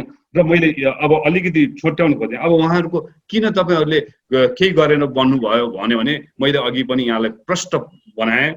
हामीले ऐनको अनुसार बन्दको सूचना गर्यौँ, ऐनले नियावलीमा तोकिनु पर्ने थियो, यो फेज आउट अथवा यो स्तरोन्नति तोकिए अनुसार हुनेछ भनेपछि कहिलेसम्म तोकिने भनेर, तर त्यसमा नियावलीमा कुनै पनि ब्यौरा उल्लेख नभएको र कार्यान्वयन गर्न आएको हुनाले कार्यान्वयन भएको अवस्था छ प्राविधिक एसएलसीको सवालमा। अब रह्यो वास्तवमा यो प्राविधिक शिक्षालाई कसरी लाने भनेर डाक्टर हरिले राम्रोसँग प्रस्तुत गर्नुभएको छ। त्यसरी नै विमलजीले सुरुमा विमलजीले राम्रोसँग भन्नुभएको छ र त्यस पछाडि हाम्रो अर्को बसन्तजीले नि उहाँले नि आफूले उत्पादन गरिराख्नु भएको छ, उहाँले पनि भोग्नु भएको छ, बुझ्नु भएको छ त्यो जनशक्तिले के काम गर्छ भनेर।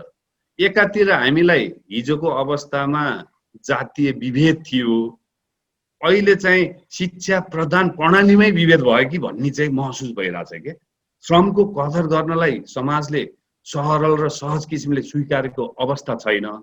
त्यस्तो अवस्थामा फेरि आवश्यक पर्ने दक्ष जनशक्तिलाई फेरि हामीले त्यसलाई योजनाबद्ध हिसाबले ट्रान्सफर गर्न सकेनौँ अथवा माथिल्लो तहमा लान सकेनौँ, गुणस्तर बनाउन सकेनौँ भन्ने हिसाबले सोचिन्छ भने त केही समय त तिनीहरूलाई त त्यही भूमिकामा निर्वाह गर्नुपर्छ। विद्यार्थी मेरो भनाइ त कस्तो भने संस्थाको स्तरोन्नति मात्रै होइन, विद्यार्थीको स्तरोन्नति पनि सोचिनुपर्छ। स्तरोन्नतिमा राष्ट्रिय चिकित्सा शिक्षा ऐनले दिएको दफा 15 को उपदफा 5 मा स्तरोन्नति भनेको हामीले संस्था मात्रै सोच्यौँ होला मर्का परेको छ। मैले अघि नै भने 138 वटा संस्थाहरूको मर्का परेको छ। उहाँहरूले 25औं वर्षदेखि काम गर्नु भएको छ र आज छैन संस्था भन्दा अप्ठ्यारो परेको छ। हो, म स्वीकार्छु त्यसलाई। तर विद्यार्थीहरू निस्केको 1 लाख विद्यार्थीलाई के गर्ने, कसरी स्तरोन्नति गर्ने भन्ने त्यो कुरा पनि सोचिनुपर्छ र त्यसको आवश्यकताको मूल्याङ्कन हुनुपर्छ भन्ने चाहिँ मेरो एकदम भनाइ हो। र यो कुरा मैले बुझाउन नसके होला, मैले अहिले पनि यहाँलाई भनेको छु, यहाँले बुझ्नु भएको छ भएको छैन, मैले यहाँले बुझिदिनु भएन भने त्यो मेरो कमजोरी हो, मलाई त्यसरी ठान्दिनु होला, मैले बुझाउन सकिनँ भन्ने ठान्छु म हैन। अब रह्यो हामीले वास्तवमा देशलाई कतातिर लान खोजेका छौँ भन्ने हिसाबले सोचिनुपर्छ र उद्योगहरूलाई उद्योगसँग जोडेर औद्योगिक प्रशिक्षण तालिम दिने, उद्योगको उत्पादन बढाउने र त्यो उत्पादन बढाइसकेपछि अनि बल्ल केही हुन्छ। जस्तो मैले किन यो भन्दैछु भन्दाखेरि निशुल्क गर्ने योजनामा पर्ने चिज हुन्छ यो लर्न अन पे भन्ने सिस्टम हुन्छ। त्यो निशुल्क पढाउन सकिन्छ है भन्ने योजना भन्यो भने हामी चाहिँ बनाउन तयारी छौँ हैन, तयारी छौँ। तर अब सम्पूर्ण साथीहरू तयारी हुनुहुन्छ कि हुनुहुन्न आफ्नो ठाउँमा छ। राज्यलाई आवश्यक छ अहिले हामीसँग कस्तो किसिमको प्राकृतिक स्रोत साधनहरूको उपलब्धता छ र कसरी त्यसलाई उपयोग गर्न सकिन्छ भन्ने कुरा त ह्युमन रिसोर्स नै पहिलो कुरो हो। ह्युमन रिसोर्स नभइकन रेमिट्यान्सले देश धनी हुन्छ भन्ने म चाहिँ विश्वास गर्दिनँ। मलाई त्यो विश्वास गराउने यहाँहरूको कुनै भूमिका छ अथवा डाटा छ भने त्यो राखिदिनु होला, म त्यसमा खुसी पनि हुन्छु। तर रेमिट्यान्स भन्दा पनि यहाँ बसेका व्यक्तिहरूलाई कसरी परिचालन गर्ने र रोजगारीको अवसरहरू सुनिश्चित गर्ने भनेर अगाडि बढ्नुपर्छ। त्यो कुरा चाहिँ प्राविधिक शिक्षा तथा व्यावसायिक तालिमले गर्छ र किन नगरेको भनेर यहाँले सोध्नु होला। त्यसको लागि स्पष्ट भएर विशिष्टीकृतको प्राविधिक शिक्षा तथा व्यावसायिक तालिम परिषद ऐन आउनु पर्ने कि अथवा कुन ऐन आउनु पर्ने, ऐन स्पष्ट भएर आउनुपर्छ। त्यसले हामीलाई बाँच्छ। सानो हात्तीलाई सानो साङ्लोले बाँच्छ अनि त्यो ठुलो भएपछि त्यो सानो साङ्लोले बाँधेको हात्ती त्यहाँ अडिन्छ। त्यस्तै हामी ऐनले अडिने हो। नियमले अडिने हो, पिनियमले अडिने हो। र यही कारणले गर्दाखेरि स्पष्ट अन्योलता नभइकन स्पष्ट काम कर्तव्य अधिकारहरू चाहिँ यो काम हो भन्यो भने अलिक चुस्त दुरुस्त हुन्छ होला भन्ने चाहिँ म यहाँहरूलाई यो अनुरोध गर्न चाहन्छु। र अब अल्पकालीन भनेको अब शिक्षा, यो बाहेक अरू यहाँले सोध्नु भएको त लगभग पुरा भयो। यो बाहेक अब अल्पकालीन कसरी लान सकिन्छ भन्ने कुरा छ के। अहिलेको विषम परिस्थितिमा विश्व महामारी कोभिड-19 कोरोनाका कारणले गर्दा हामीसँग वास्तव भन्यो भने पढाउने व्यक्ति र त्यो सिकाएको पढाएको व्यक्तिले लिने सिप र शिक्षामा चाहिँ त्यो माध्यमको कारणले गर्दा पुग्न सकेको छैन, स्वीकार्नै पर्छ। किन भन्दाखेरि यहाँहरूले सकिया छ भन्यो भने यो ठाउँमा यसरी सकिया छ भनेर मलाई डाटा दिनु होला, म त्यसलाई चाहिँ यहाँहरूलाई सल्युट गर्छु त्यो कुरामा। तर त्यो माध्यम हामीसँग किनभने सीमित स्रोत साधनको कारणले हामी त्यति वेल इक्विप्ड हुन सकेका छैनौँ र हामीसँग इन्टरनेटको सुविधाहरू प्रशस्त छैन, ल्यापटपको सुविधाहरू प्रशस्त छैन, स्मार्टफोनको सुविधा नहुन सक्छ, रेडियो प्रचार पनि सबै ठाउँमा एउटै तालको नहुन सक्छ, रेडियोबाट सुनेर कति सिक्ने भन्ने कुरा हुन्छ, प्राविधिक विषयहरू। र अर्को टेलिभिजनको कुराहरू सबै ठाउँमा पुर्याउन सक्छौँ कि सक्दैनौँ भन्ने कुरा हुन्छ। त्यस कारणले वैकल्पिक माध्यम अपनाएर विश्व स्वास्थ्य सङ्गठनको मापदण्डहरू अपनाएर ग्रिन जोनमा परेकोलाई चाहिँ ल कार्यस्थलकै सिकाइबाट सिकाउने, आलो पालो गरेर सिकाउने, दूरी कायम गरेर सिकाउने भनेर यस्तो किसिमको सोचबाट अगाडि बढ्नुपर्छ। त्यसको लागि हामीले नेपाल सरकारसँग अनुरोध गरेका छौँ र त्यो जब आउँछ अनि हाम्रो पठन पाठनको अथवा सिकाइको कार्य अगाडि बढ्छ। र अहिले हामीसँग सिटिभिटीले के गर्छ भन्दा कृषिमा, इन्जिनियरिङमा, सबैलाई थाहा होला, कृषिमा, इन्जिनियरिङमा, स्वास्थ्य र होटल व्यवस्थापन जस्ता विषयहरूमा एसई दिइसकेकोलाई 18 महिना र तपाईँको 3 वर्ष अध्ययन प्रशिक्षण गराउँछ। र त्यो अध्ययन र प्रशिक्षण गराउने क्रममा उहाँहरूसँग हामीले अहिले आवेदन पनि मागेका छौँ, किनभने तपाईँको एसईको प्रमाणीकरण भइसक्यो, विद्यार्थी अन्त गर्न खोज्छन् र प्राविधिक शिक्षामा आकर्षण बढिरहेको छैन। पोहोर साल मात्रै हामीसँग 74,863 जना डिप्लोमा र टिएसएलसीमा मात्रै भर्ना क्षमता थियो, तैपनि हाम्रो 30% जति भर्ना हुन आएनन्। किन भन्दाखेरि आकर्षणको कुरा, समाजले त्यसलाई दिनुपर्ने मान्यताका कुराहरू होइन, अथवा राज्यले दिनुपर्ने मान्यताका कुराहरू, श्रमको कदरहरू, यो कारणले गर्दा हो। र यस्तो कारणको लागि हामीले सँगै हातेमालो गरेर हिँड्ने साथीहरूसँग सँगै यसरी हिँडेको साथीहरू यहाँ हुनुहुन्छ, उहाँहरूले त्यस्तो 25औं वर्षसँग सँगै हिँडेका साथीहरूको यो कुरा सुन्दा कानुनी अन्यलताको कारणले भएको छ, कानुनमा लेखिएको कारणले भएको छ र कानुनमा लेखिसकेपछि कार्यान्वयन निकायले कार्यान्वयन गर्नु पर्दो रहेछ। मैले त्यति अनुरोध गरेँ र केही थप मैले फेरि प्रश्न पार्न पर्यो भने यहाँहरूले मलाई मौका दिनुहुन्छ, त्यो अवसरमा म त्यसलाई अवसर ठान्छु र त्यसपछि अहिलेलाई चाहिँ मेरो भनाइ यहीँ अन्त्य गर्छु। हस्त नमस्कार। हस्, धन्यवाद सर। सरले आफ्नो कुरा राख्नुभयो र सरको भनाइबाट हामीले यो कुरा निकाल्यौँ कि हामीले ऐन कार्यान्वयन गर्ने हो, हामी ऐन बनाउने होइन र विशेष गरी देशलाई अब परिवर्तनको आवश्यकता छ, हामीले अरू कोर्सहरू ल्याउनुपर्छ र यसलाई चाहिँ अलिकति स्तरोन्नति गर्नैपर्छ भन्ने हिसाबको कुरा बुझेँ। सरले चाहिँ त्यहाँ च्याट बक्समा धेरै प्रश्नहरू आउन सक्छन्, त्यसलाई चाहिँ केही समयपछि हजुरले प्रस्तुति दिनु होला। हामीसँग यहाँ फोरमका शैलेन्द्र मोहन सर हुनुहुन्छ, शैलेन्द्र सरको कुराकानी राख्छु। अब हामीले ओपन पनि गर्दैछौँ, हामीसँग अब 25 मिनट जति छ, 20 मिनट जति ओपनली हामी डिस्कसन गरौँ अथवा आफ्ना कुरा राखौँ, केही प्रश्न छ भने प्रश्न सोधौँ। र अब यहाँ सबैजना धेरै आदरणीय व्यक्तित्व हुनुहुन्छ, डाक्टर साहबहरू हुनुहुन्छ, मैले कसलाई राख्ने या कसलाई नराख्ने भन्न सकिरहेको छैन, धेरैजना भएको कारणले गर्दा, त्यसले गर्दा समय लिमिट तोक्न पनि मन लागिरहेको छैन। त्यही भएर पनि सरहरूले छोटोमा आफ्ना कुराहरू, प्रश्न छ भने हाम्रा 4 जना वक्ताहरूलाई प्रश्न सोध्न सक्नुहुन्छ, नभए चाहिँ आफ्नो भनाइ राख्न सक्नुहुन्छ। मैले शैलेन्द्र सरबाटै सुरु गरेँ सर। हस्, नमस्कार, धेरै धेरै धन्यवाद यो आयोजक शिक्षा पत्रकार समाजलाई। र यो जुम मिटिङमा धेरैजना देखिरहेछौँ, धेरै आदरणीय व्यक्तित्वहरू हुनुहुन्छ, हाम्रो आदरणीय पुष्परमण वाग्ले सर र हरि प्रधानजी र साथै रामहरि लामी छाने सर, धेरै डाइनामिक पर्सनालिटीहरू यहाँ हुनुहुन्छ। हाम्रो निजी प्राविधिक शिक्षालय महासङ्घको अध्यक्षजी, सबै पदाधिकारीज्यूमा मेरो नमस्कार। म के भन्न चाहन्छु भने यो देशको आवश्यकता र कानुनको कै अनुसार हामीहरूले 2050-51 सालदेखि निजी प्राविधिक शिक्षालय महासङ्घबाट निजी स्तरमा एउटा सिटिभिटीको आह्वानमा संस्थाहरू सञ्चालन हुन थाल्यो। त्यो बेला यो देशको बाल मृत्यु दर बढी थियो, मातृ मृत्यु दर बढी थियो। गाउँ गाउँसम्म एउटा सुरेनी, पङ्गेनी, धामी, झाँक्रीहरू काम गरिरहेको थियो। त्यो बेलामा सरकारको आह्वानमा हामीहरूले संस्था खोलेर यो आफ्नो स्वास्थ्य क्षेत्रको जनशक्ति उत्पादन गरेर यो ताप्लेजुङदेखि दार्चुलासम्मको गाउँ गाउँमा यो बाल मृत्यु दर घटाएको छौँ, मातृ मृत्यु दर घटाएको छौँ। यो स्वास्थ्य क्षेत्रमा धेरै काम भएको छ। आज धेरै राम्रो कुरा आइसकेको छ। हाम्रो हरि प्रधान सरलाई सेल्युट गर्छौँ कि उहाँले एकदम डाइनामिक राख्नु भएको छ।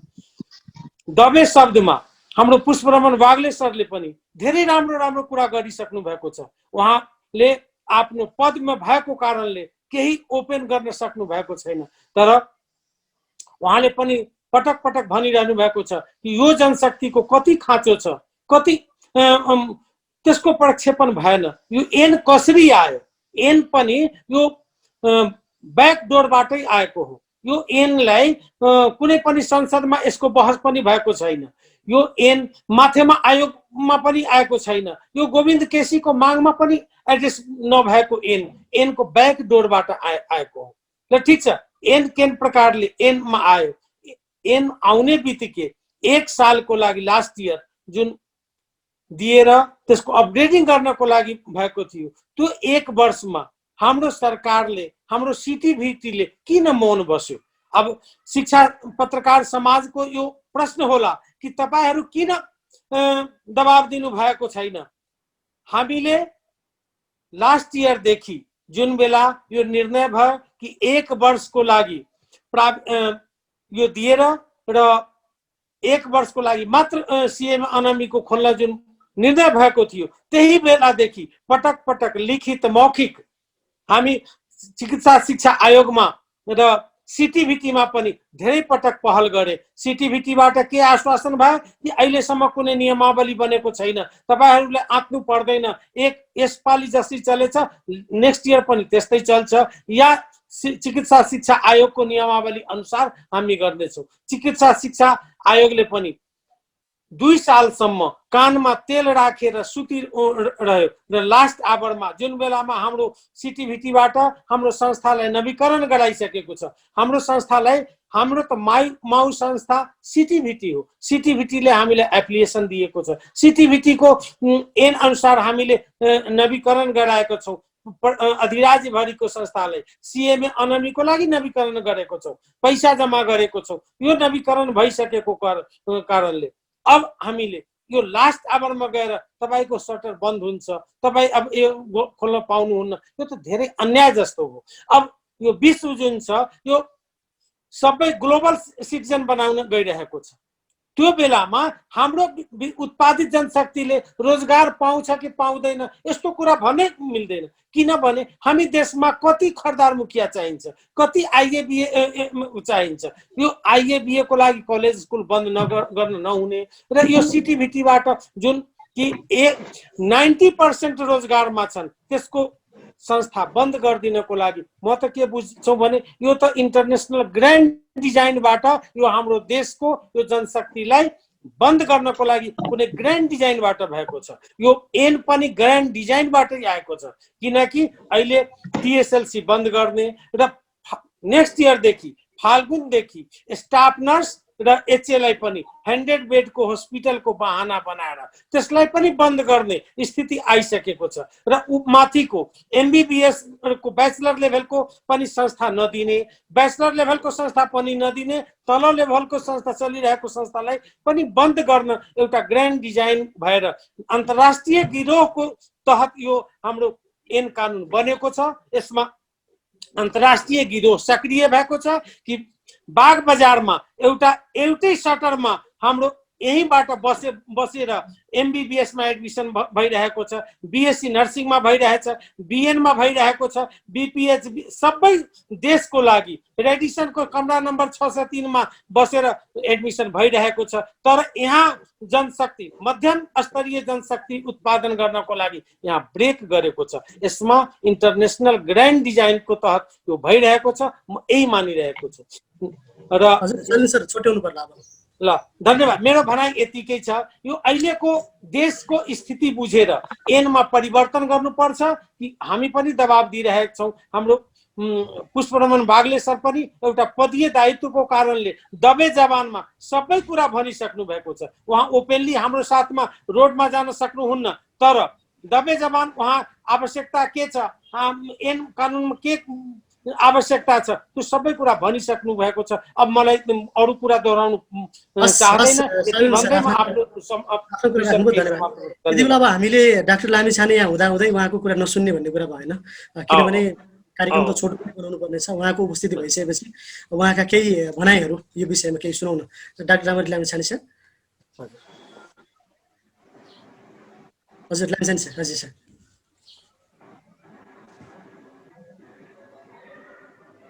हजुर नमस्कार। ओहो म सबैलाई नमस्कार। सर्वप्रथम त हाम्रो सिलवाल सरलाई बधाई यो नयाँ कार्य समितिको अध्यक्ष हुनुभएकोमा, प्रकाशजीलाई र लगायत उहाँको सम्पूर्ण टिमलाई। वास्तवमा म त यो हाम्रो हरिप्रधान सरले यो कार्यक्रम छ भनेर सुन्न मात्रै आयो, अब बोलाइहाल्नु हो। वास्तवमा म प्रिपेयर्ड चाहिँ थिएन, तर अब अल्पकालीन तालिमको बारेमा मैले चाहिँ यो सर्ट टर्म ट्रेनिङको होला भन्ने सोच थियो मेरो, तर बढी फोकस चाहिँ अहिलेको लेटेस्ट इस्यु जुन टिएसएलसी को हेल्थ प्रोग्राम फेज आउटको कुरा रहेछ। एनिवे यो टिमलाई यो कार्यक्रम आयोजना गर्नुभएकोमा एकदम धन्यवाद र विशेष यो बहस सर। अब मैले कुरा सुने जस्तो पुष्पजीको, हरि सरको, सबैको सुन्दाखेरि वास्तवमा मुख्य अब म धेरै टाइम लिन्न, किनभने म असाइन वक्ता पनि होइन, खालि आफ्नो भ्यू, किनभने यही क्षेत्रमा काम गरेको नाताले पहिलो कुरा त हाम्रो देशमा चाहिँ नीति निर्माण अथवा नीति बन्ने अथवा कुनै एकदम प्याराडाइम सिफ्ट, एजुकेसनको प्याराडाइम सिफ्टहरू चाहिँ कस्तो हुने गर्यो भने हचुवाको भरमा हुन थाल्यो। अन्य देशमा, अहिले म फिलिपिन्समा काम गर्दैछु, अन्य देशमा चाहिँ रिसर्च बेस्ड हुन्छ। मार्केटले के खोजिरहेछ, ती उत्पादित जनशक्तिहरूले कसरी काम गरिरहेछन् र त्यो मान्छेहरूको रोजगारीको अवस्था कस्तो छ। अब हचुवा भयो, हाम्रो चाहिँ सबै कुरा हचुवा। म कसैलाई ब्लेम लाउँदिनँ। जस्तो अघि यहाँ हरि सरले प्रेजेन्ट गर्दाखेरि सिटिभिटीको प्रोग्राममा अहिले टिबेटमा 95,000 भन्नुभयो। त्यो 95,000 चाहिँ अहिले सम्बन्धन दिएको भर्ना गर्न सक्ने कोटा हो। तर विगत 7 वर्षदेखिको डाटा हेऱ्यौँ भने 47,000 देखि 49,000 चाहिँ सिटिभिटीमा भर्ना छ र यो प्राविधिक धारको स्कुल एजुकेसनलाई जोड्यो भने 55,000 विद्यार्थीले मात्रै पढाएका छन्। हाम्रो मन्त्रीज्यूले 743 वटा पोलिटेक्निक खोले पनि विद्यार्थी चाहिँ 55,000बाट नाग्नेवाला छैन। भनेपछि हामीले मार्केटलाई, डेटालाई रिसर्च गर्ने हो कि हावाभरा संस्था खोल्दै जाने, त्यो एउटा मुख्य कुरा छ। र त्यसै गरी यो कार्यक्रम फेज आउटको कुरा पनि वास्तवमा अघि भनिसक्नुभयो, एनमै आइसक्यो। एनमा आइसकेपछि अहिले यसमा गलपत्ती गरेर एनको कि चाहिँ अब किनभने अहिलेको सांसदहरू चाहिँ उ गर्दाखेरि संसदमा राम्रो बहस नभएर र अहिले वास्तवमा भनियो भने धेरै सांसदहरूलाई यो शिक्षाको कुराहरू थाहा नभए हुनसक्छ। त्यसकारण संसदमा बहस गरेर यो एनलाई परिमार्जन, देशको आवश्यकता हो भने एन परिमार्जनमा पनि लाग्नुपर्छ। म चाहिँ यो सुझाव दिन्छु हाम्रो शिक्षा मन्त्रालय, सिटिभिटी, फोरम फर हाम्रो प्राइभेट इन्स्टिट्युटको साथीहरूलाई त्यो कुरा छ।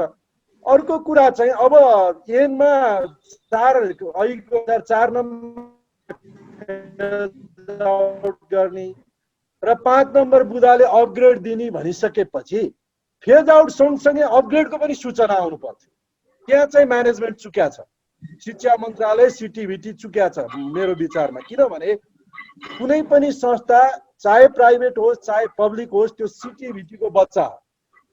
किनभने हाम्रो संविधानले प्राइभेट पब्लिकलाई इक्वल्ली दिएपछि अब बन्द चाहिँ गरिदिने तर अपग्रेड गर्ने चाहिँ सूचना नआउने क्राइटेरिया बनाएको छैन भन्न मिल्दैन किनभने सिटिभिटीमा मिनिमम क्राइटेरिया छँदै छैन सिटिभिटीको क्राइटेरिया अनुसार जसले गर्न सक्छ अपग्रेडको अवसर दिनु पर्यो अपग्रेड गर्न नसक्ने आँखा लाग्छन् तर अपग्रेड गर्दा पनि अब त्यहाँ चाहिँ बहस हुन जरुरी छ जस्तो शिक्षा मन्त्रालय सिटिभिटी र यो प्राइभेट एसोसिएसन बसेर मेरो भनाइ के भने जस्तो अनमी फेज आउट भयो भने स्टाफ नर्स पढाउने उसको पूर्वाधार छैन भने उसले चल भने ल्याब टेक्निसियन अथवा फार्मेसी पढाउन किन नदिने हेल्थकै हो किनभने फर्स्ट इयरमा वास्तवमा भन्ने हो भने फर्स्ट इयर पढ्नलाई ठुलो पूर्वाधार चाहिँदैन त्यो बेसिक फर्स्ट इयरको कुरा चाहिँ अहिलेकै टिएसएलसीको प्रोग्राममा डिप्लोमा पढाउन सक्छ र मेन कुरा सेकेन्ड इयर र थर्ड इयरको लागि उहाँहरूले 6 महिनाभित्रमा पूर्वाधार तयार गरेर नगरेमा तपाईँहरूलाई दिन्न भन्न पर्यो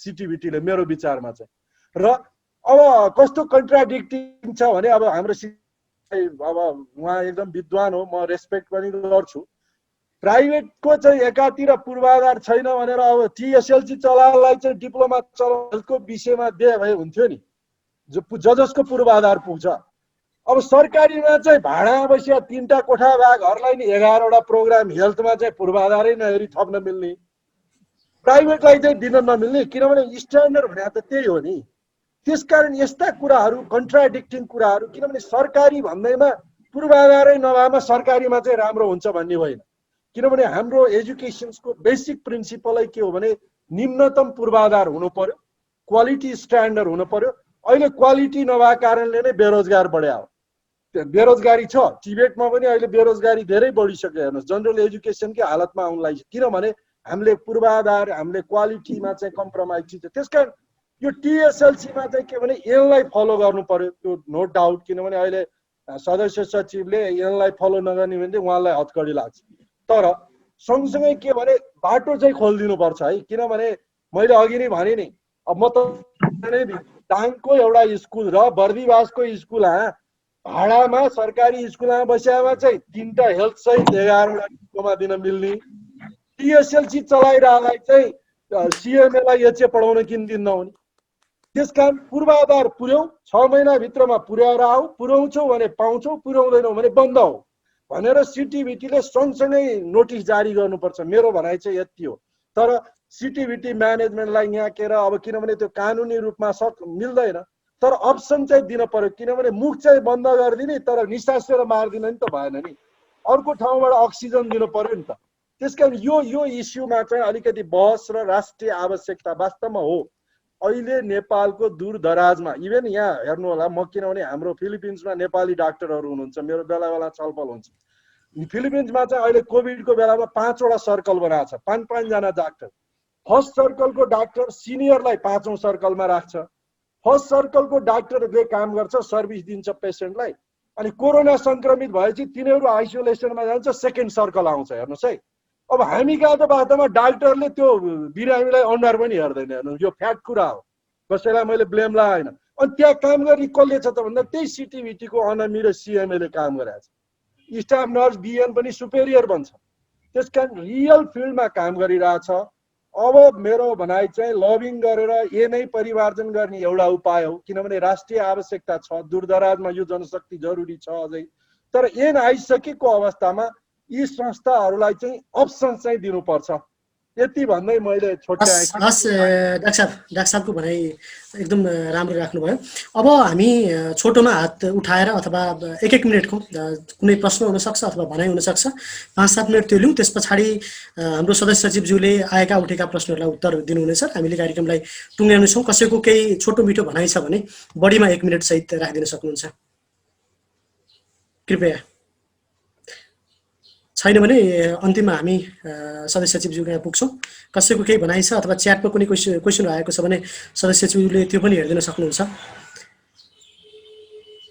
छैन भने म अन्तिममा लागौँ त्यस्तै लाग्यो मलाई केही प्रश्नहरू छैन जस्तो लाग्यो सदस्य सचिवज्यू हजुर भन्नु। हजुरले नै यहाँ उठेका डाक्टर लामिछानेले पनि केही कुरा राख्नुभयो, सँगसँगै अरू केही च्याटमा क्वेसनहरू पनि होला, त्यसलाई हेरेर डाक्टर साहबले अबको कसरी जाने त, के गर्ने, घाँटी ननाग्ने कुरा गर्नुभयो लामिछाने सरले अन्तिममा सबै प्रश्नलाई छोटो मिठोमा उत्तर दिनुहुन्छ। नमस्कार, मेरो त्यो च्याट बक्समा भएको पनि रेस्पोन्स गरिदिनु हुनेछ भन्ने मैले आशा गरेँ।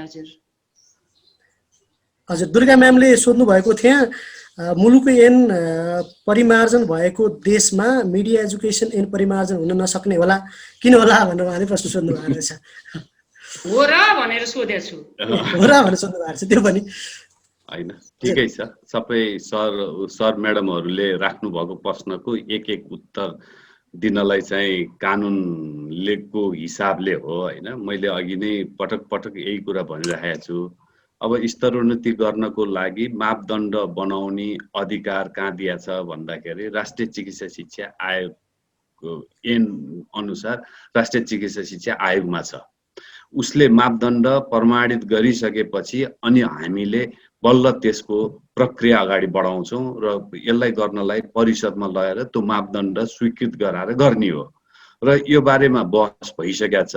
उहाँहरूसँग जस्तो यही कार्यक्रम सञ्चालन गर्ने सम्पूर्ण साथीहरूसँग हामीले छलफल गरेका छौँ। छलफल गरेर अब कानुनमा भएको कुरो अब त्यसमा निर्णय गरेर आएको कुरो यो कार्यान्वयन गर भनेको निकायमा कार्यान्वयन गर्न भन्ने ठाउँमा बस्दाखेरि कति कुराहरू व्यक्त गरिएला, कति नगरिएला त आफ्नो ठाउँमा छ होइन।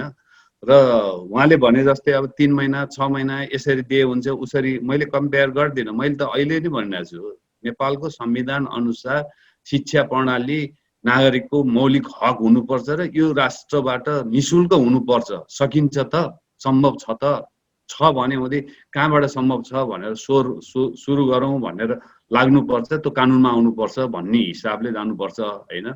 तर रह्यो कस्तो भने 25औं वर्षसम्म कार्यान्वयन गर्नेहरूको अब किन अहिले गरेन भनेर उहाँहरूको प्रश्नको उत्तर मैले ठ्याक्क दिनलाई मैले अघि नै भनिसकेँ। नियावली आउँछ, नियावलीले तोक्छ भन्ने भयो। तर चिकित्सा शिक्षा नियावली आउँदाखेरि सिटिभिटीको बारेमा ऐनमा 5 वटा ठाउँमा बोलेको छ।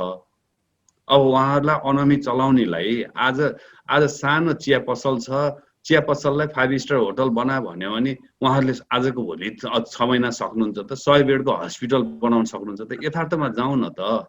ल ऐनकै कुरामा मापदण्डै बनाएर जाने हो भने 100 बेडको नर्सिङ कार्य एएनएम चलाउनेलाई नर्सिङ अथवा मिडवाइफरी दिनु पर्यो। नर्सिङ भन्ने बित्तिकै 100 बेडको हस्पिटल आफ्नै हुनु पर्यो। त्यो सक्नुहुन्छ त होइन, त्यो सम्भव छ त भन्ने कुरा के। मापदण्ड अहिले देऊ अनि फेरि मापदण्ड यस्तो गर। त्यस कारणले मापदण्ड बनाउनलाई उहाँहरूलाई हामीले रोकेको होइन, हामी त्यसमा सम्बन्धन दिइरहेका छौँ। यो कम्प्लिट गर्नको लागि नवीकरण पनि छ। तर फर्दर गर्नलाई ऐन अनुसार नै कार्यान्वयन गर्न त जुनले ऐन आएर रोकिएको हो त्यो ऐन चाहिँ फुकाउनु पर्यो नि त भन्ने चाहिँ मेरो भनाइ हुन्छ। र त्यसको लागि सिटिभिटीकै ऐन संशोधन गर्नुपर्ने हो कि सम्बन्धित निकायमा हामीले त राय दिने नै हो। मैले त अहिले पनि भनिरहेको छु होइन, जनशक्तिको प्रक्षेपण गर्ने, रोजगारीको अवसरहरू देशमा खुल्ला गर्ने र उहाँहरूले गरेको उत्पादित जनशक्तिले गरेको रोजगारीकै अवसर हेर्नुहुन्छ भने हामीले सूक्ष्म तरिकाले त गरेका छैनौँ। तर कर्णाली प्राविधिक शिक्षालय अथवा जिरी प्राविधिक शिक्षालयको इम्प्याक्ट स्टडी र इम्प्लोइमेन्ट भेरिफिकेसन अथवा ट्रेसर स्टडी गर्दाखेरि 75% भन्दा माथि रोजगारी छन्। रोजगारी भनेको कार्यालयमा गएर काम गरेर कागज र कलममा लेख्नेलाई मात्रै त मानिँदैन नि होइन। स्वरोजगार पनि लाई नै रोजगारी मानिन्छ। आय आर्जनतिर लागेका छन्। आय आर्जनतिर लाग्ने शिक्षा भनेको यही शिक्षा हो र यसको आवश्यकता छ, मूल्याङ्कन हो र त्यसको चाहिँ योजनाबद्ध भइदिए हुन्थ्यो। तर कानुनमा भएको कुरा कार्यान्वयन, मैले पटक भनेको छु, कानुनमा भएको कुरा कार्यान्वयन गर्ने निकायमा बसिसकेपछि कार्यान्वयन गर्दिनँ म भन्न सक्दिनँ। म कार्यान्वयन गर्नुपर्छ भन्ने मान्यता हो। तर यसको निकास भनेको कानुनी र राजनीति निकास हो। त्यसको लागि हामीले बुझाउन खोजौँ। मैले यहाँले बुझिदिनु भएन भने मैले बुझाउन सकिनँ भन्छु। हस् हस् डाक्टर साहबले आफ्नो कुराकानी राख्नुभयो। अझ हामीले कार्यक्रमको अब अन्तिममा पनि आइसकेका छौँ। विशेष त डाक्टर पुष्पराम वाग्लेको कुरा सुन्यौँ, हरिप्रधानका डाक्टर हरिप्रधानको कुरा सुन्यौँ। यसै गरी निजी प्राविधिक शिक्षालय महासङ्घ नेपालका अध्यक्ष वसन्तराज खनालको कुरा सुन्यौँ, विद्यार्थी नेता विमल पोखरेलका कुरा सुन्यौँ, त्यसै गरी डाक्टर लामिछानेको कुरा सुन्यौँ, शैलेन्द्र सरका कुरा सुन्यौँ। आजको बसाइबाट यति निष्कर्ष निक्लेको छ कि अब हामीले धेरै बहस पनि गर्नुपर्नेछ र प्राविधिक शिक्षाका विषयमा अलिकति यसलाई प्याराडाइम सिफ्टतिर लानुपर्ने आवश्यकता पनि डाक्टर हरि सरकोबाट देखिएको छ। आजको बसाइलाई यही टुङ्ग्याउनु पर्ने हुन्छ। अब मैले प्रकाश सरलाई अनुरोध गर्न चाहन्छु र यो शिक्षा पत्रकार समाजको समसामयिक बहस श्रृङ्खला 9बाट हामीले राखेका विषय थियो अल्पकालीन प्राविधिक शिक्षा अब गन्तव्य।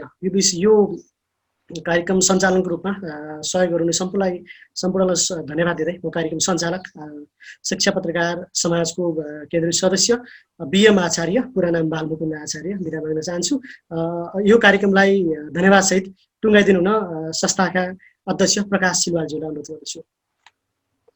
धन्यवाद बीएम आचार्यज्यू, सबै वक्ताज्यूहरू, भन्नुपर्ने विज्ञज्यूहरूले भनिसक्नु भएको छ। एउटा चाहिँ के देखियो भने यो यस्ता विषयमा निरन्तर बहस गर्नुपर्ने, हामी पत्रकारहरूले पनि मनन गर्नुपर्ने कुरा एउटा के हो भने हामीले प्राविधिक तथा व्यावसायिक शिक्षातर्फ पर्याप्त ध्यान दिन सकेका छैनौँ। हाम्रा कलमहरू धेरै त्यता दौड्न सकेका छैनन्। एउटा त टेक्निकल विषय भएको हुनाले पनि हाम्रो त्यसमा चाहिँ टेक्निकल नो हाउ इन्हान्स गर्नुपर्ने छ र अर्को चाहिँ हाम्रा श्रोता पाठकले पनि त्यसलाई कति क्याच गर्लान्, कति उनीहरूको पनि रुचिको विषय हो भन्ने जस्तोमा हामी पत्रकारहरूलाई पनि सञ्चार माध्यमले पनि दुविधा भइरहेको स्थितिमा अब हामी शिक्षा पत्रकार समाज यो दिशातर्फ प्राविधिक तथा व्यावसायिक शिक्षाको धारलाई पनि शिक्षाको मूलधार मानेर र हामीले शिक्षा मात्र होइन, शिक्षा र अरू विषयलाई पनि क्रस कटिङको रूपमा लिएर रोजगारी र शिक्षा अथवा चाहिँ कृषि र शिक्षा जस्ता विषयलाई पनि जोड्दै हामी छलफल अध्ययन रिपोर्टिङमा हामी अगाडि जानेछौँ। त्यसमा यहाँहरूको भोलिका दिनमा साथ सहयोग विज्ञता सबै हामीलाई आवश्यक पर्छ र सदस्य अजयज्यूले स्पष्ट रूपमा भन्नुभएको छ, मैले बुझाउन सकिनँ भने मेरो कमजोरी हो भन्ने कुरा पनि भन्दै बुझाउन सक्नु भने भन्ने लाग्छ। किनभने एउटा निकायको जिम्मेवार पोस्टमा रहेर भन्ने कुराको शैलीमा उहाँले कन्जुसै गर्नुभएको छैन जस्तो मलाई लाग्छ।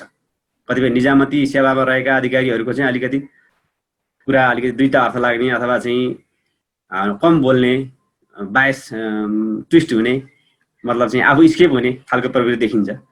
वाग्ले सरकोमा चाहिँ त्यस्तो देखिएन। त्यसमा म खुसी व्यक्त गर्दछु, किनभने हामीलाई सूचना पनि सही प्रभाव भयो भने लेख्न बुझ्न सजिलो हुन्छ। अब कानुन संशोधनमा जान सक्ने सम्भावना छ भने अब सबै पक्षले मान्यज्यूहरूसँग एकताली सम्बन्धित समितिमा एकताली छलफल गरौँ। 1 वर्षलाई 2 वर्षलाई यो अहिलेको अल्पकालीन शिक्षा यो जुन टिएसएलसी लगायतको स्वास्थ्यतर्फको शिक्षालाई तन्काउन सकिन्छ भने एउटा पाटो भन्ने भयो। तर लङ टर्मको कार्यक्रम बनाएर विकल्प र पूर्वाधार तयार गरेर जाने विषयमा त्यसमा महासङ्घको वा सञ्चालक संस्थाहरूको पनि विमति छ जस्तो लागेन। त्यस कारणले यसलाई अलिकति गृह कार्य, अलिकति कन्सल्टेसन चाहिँ यहाँहरूले गर्नुपर्ने देखियो सबै पक्ष भएर। त्यसमा हाम्रो शिक्षा पत्रकार समाजले सहजीकरणको काम, अन्तर्क्रियाको काम, एउटा निकासमूलक रिपोर्टिङको काम अगाडि बढाउने छ। यसमा अहिले मैले यति नै भने र शिक्षा पत्रकार समाज को हाम्रो नयाँ कार्य समितिलाई बधाई दिनुभएकोमा, शुभकामना दिनुभएकोमा पनि म यहाँलाई हार्दिक आभार व्यक्त गर्न चाहन्छु। हामी निरन्तर यहाँहरूसँग सम्पर्कित हुनेछौँ। आज रामरी सरसँग धेरै समयपछि सम्पर्क भयो। हामी झन्डै 2 दशक अगाडिदेखि नै शिक्षा विषयमा सम्पर्कित थियौँ र अर्को सिटिभिटीलाई सदस्यज्यूलाई मेरो यही कार्यक्रम मार्फत आग्रह, हामी व्यवस्थित रूपमा यहाँसँग योजनाबद्ध रूपमा भेटघाट द्विपक्षीय संस्थागत छलफल पनि गर्ने योजनामा छौँ। शिक्षा पत्रकारिता अथवा चाहिँ शिक्षा यो प्राविधिक शिक्षाको विषयमा जति पनि गतिविधिहरू बाहिर प्रवाह गर्ने विषयमा कार्ययोजना बनाउँदाखेरि शिक्षा पत्रकारिताका संस्थाहरूसँग पनि परामर्श गरिदिनु होला र कुनै निजी मतलब मिडियामा धेरै नै कम्पनीहरू प्रोजेक्ट मागी हिँड्नेदेखि लिएर गएर नाफा कमाउने मिडिया कम्पनीहरू पनि छन्। हाम्रो चाहिँ एउटा सोसाइटी भएको हुनाले, हाम्रो चाहिँ गैर नाफामूलक शिक्षा पत्रकार समाज भएको हुनाले हामीले चाहिँ विद्यार्थी अभिभावकको लक्ष्यलाई बढी प्राथमिकतामा राखेर हामीले काम गर्ने पर्ने भएको हुनाले त्यो हामीलाई काम गर्नको लागि यहाँहरूले सहयोग सहकार्य हामीसँग गर्नुपर्छ, गर्नु नै हुनेछ। र अहिले जुन सिटिभिटीले शिक्षा पत्रकारिता यो प्राविधिक शिक्षामा जुन फेलोसिपहरू आह्वान पनि गरेको छ त्यो पनि सकारात्मक नै छ। तर त्यस्ता विषयमा चाहिँ मापदण्डहरू तयार गर्दा अथवा चाहिँ कस्तो खालको कल गर्दाखेरि पत्रकारहरूको सहभागिता बढ्न सक्छ, उहाँहरूलाई चाहिँ रेस्पेक्ट पनि हुने र विषय पनि बाहिर जाने के आधारमा हुनसक्छ भन्ने बारेमा चाहिँ अझै आगामी दिनमा गृह कार्य बढाएर जान सकियो भने हाम्रो यो विषय मिडिया मार्फत अझ प्रभावकारी हुन सक्छ। म यति नै आग्रह गर्दै यहाँ सबैलाई वक्ता र सहभागी सबैलाई धन्यवाद दिँदै आजको कार्यक्रम अहिले यहीँ समापन भएको जानकारी गराउँछु। हस्, नमस्कार। शैक्षिक रूपान्तरणका लागि सञ्चार अभियान, नीतिगत बहसमा शिक्षा पत्रकार समाजको उठान। Says education television.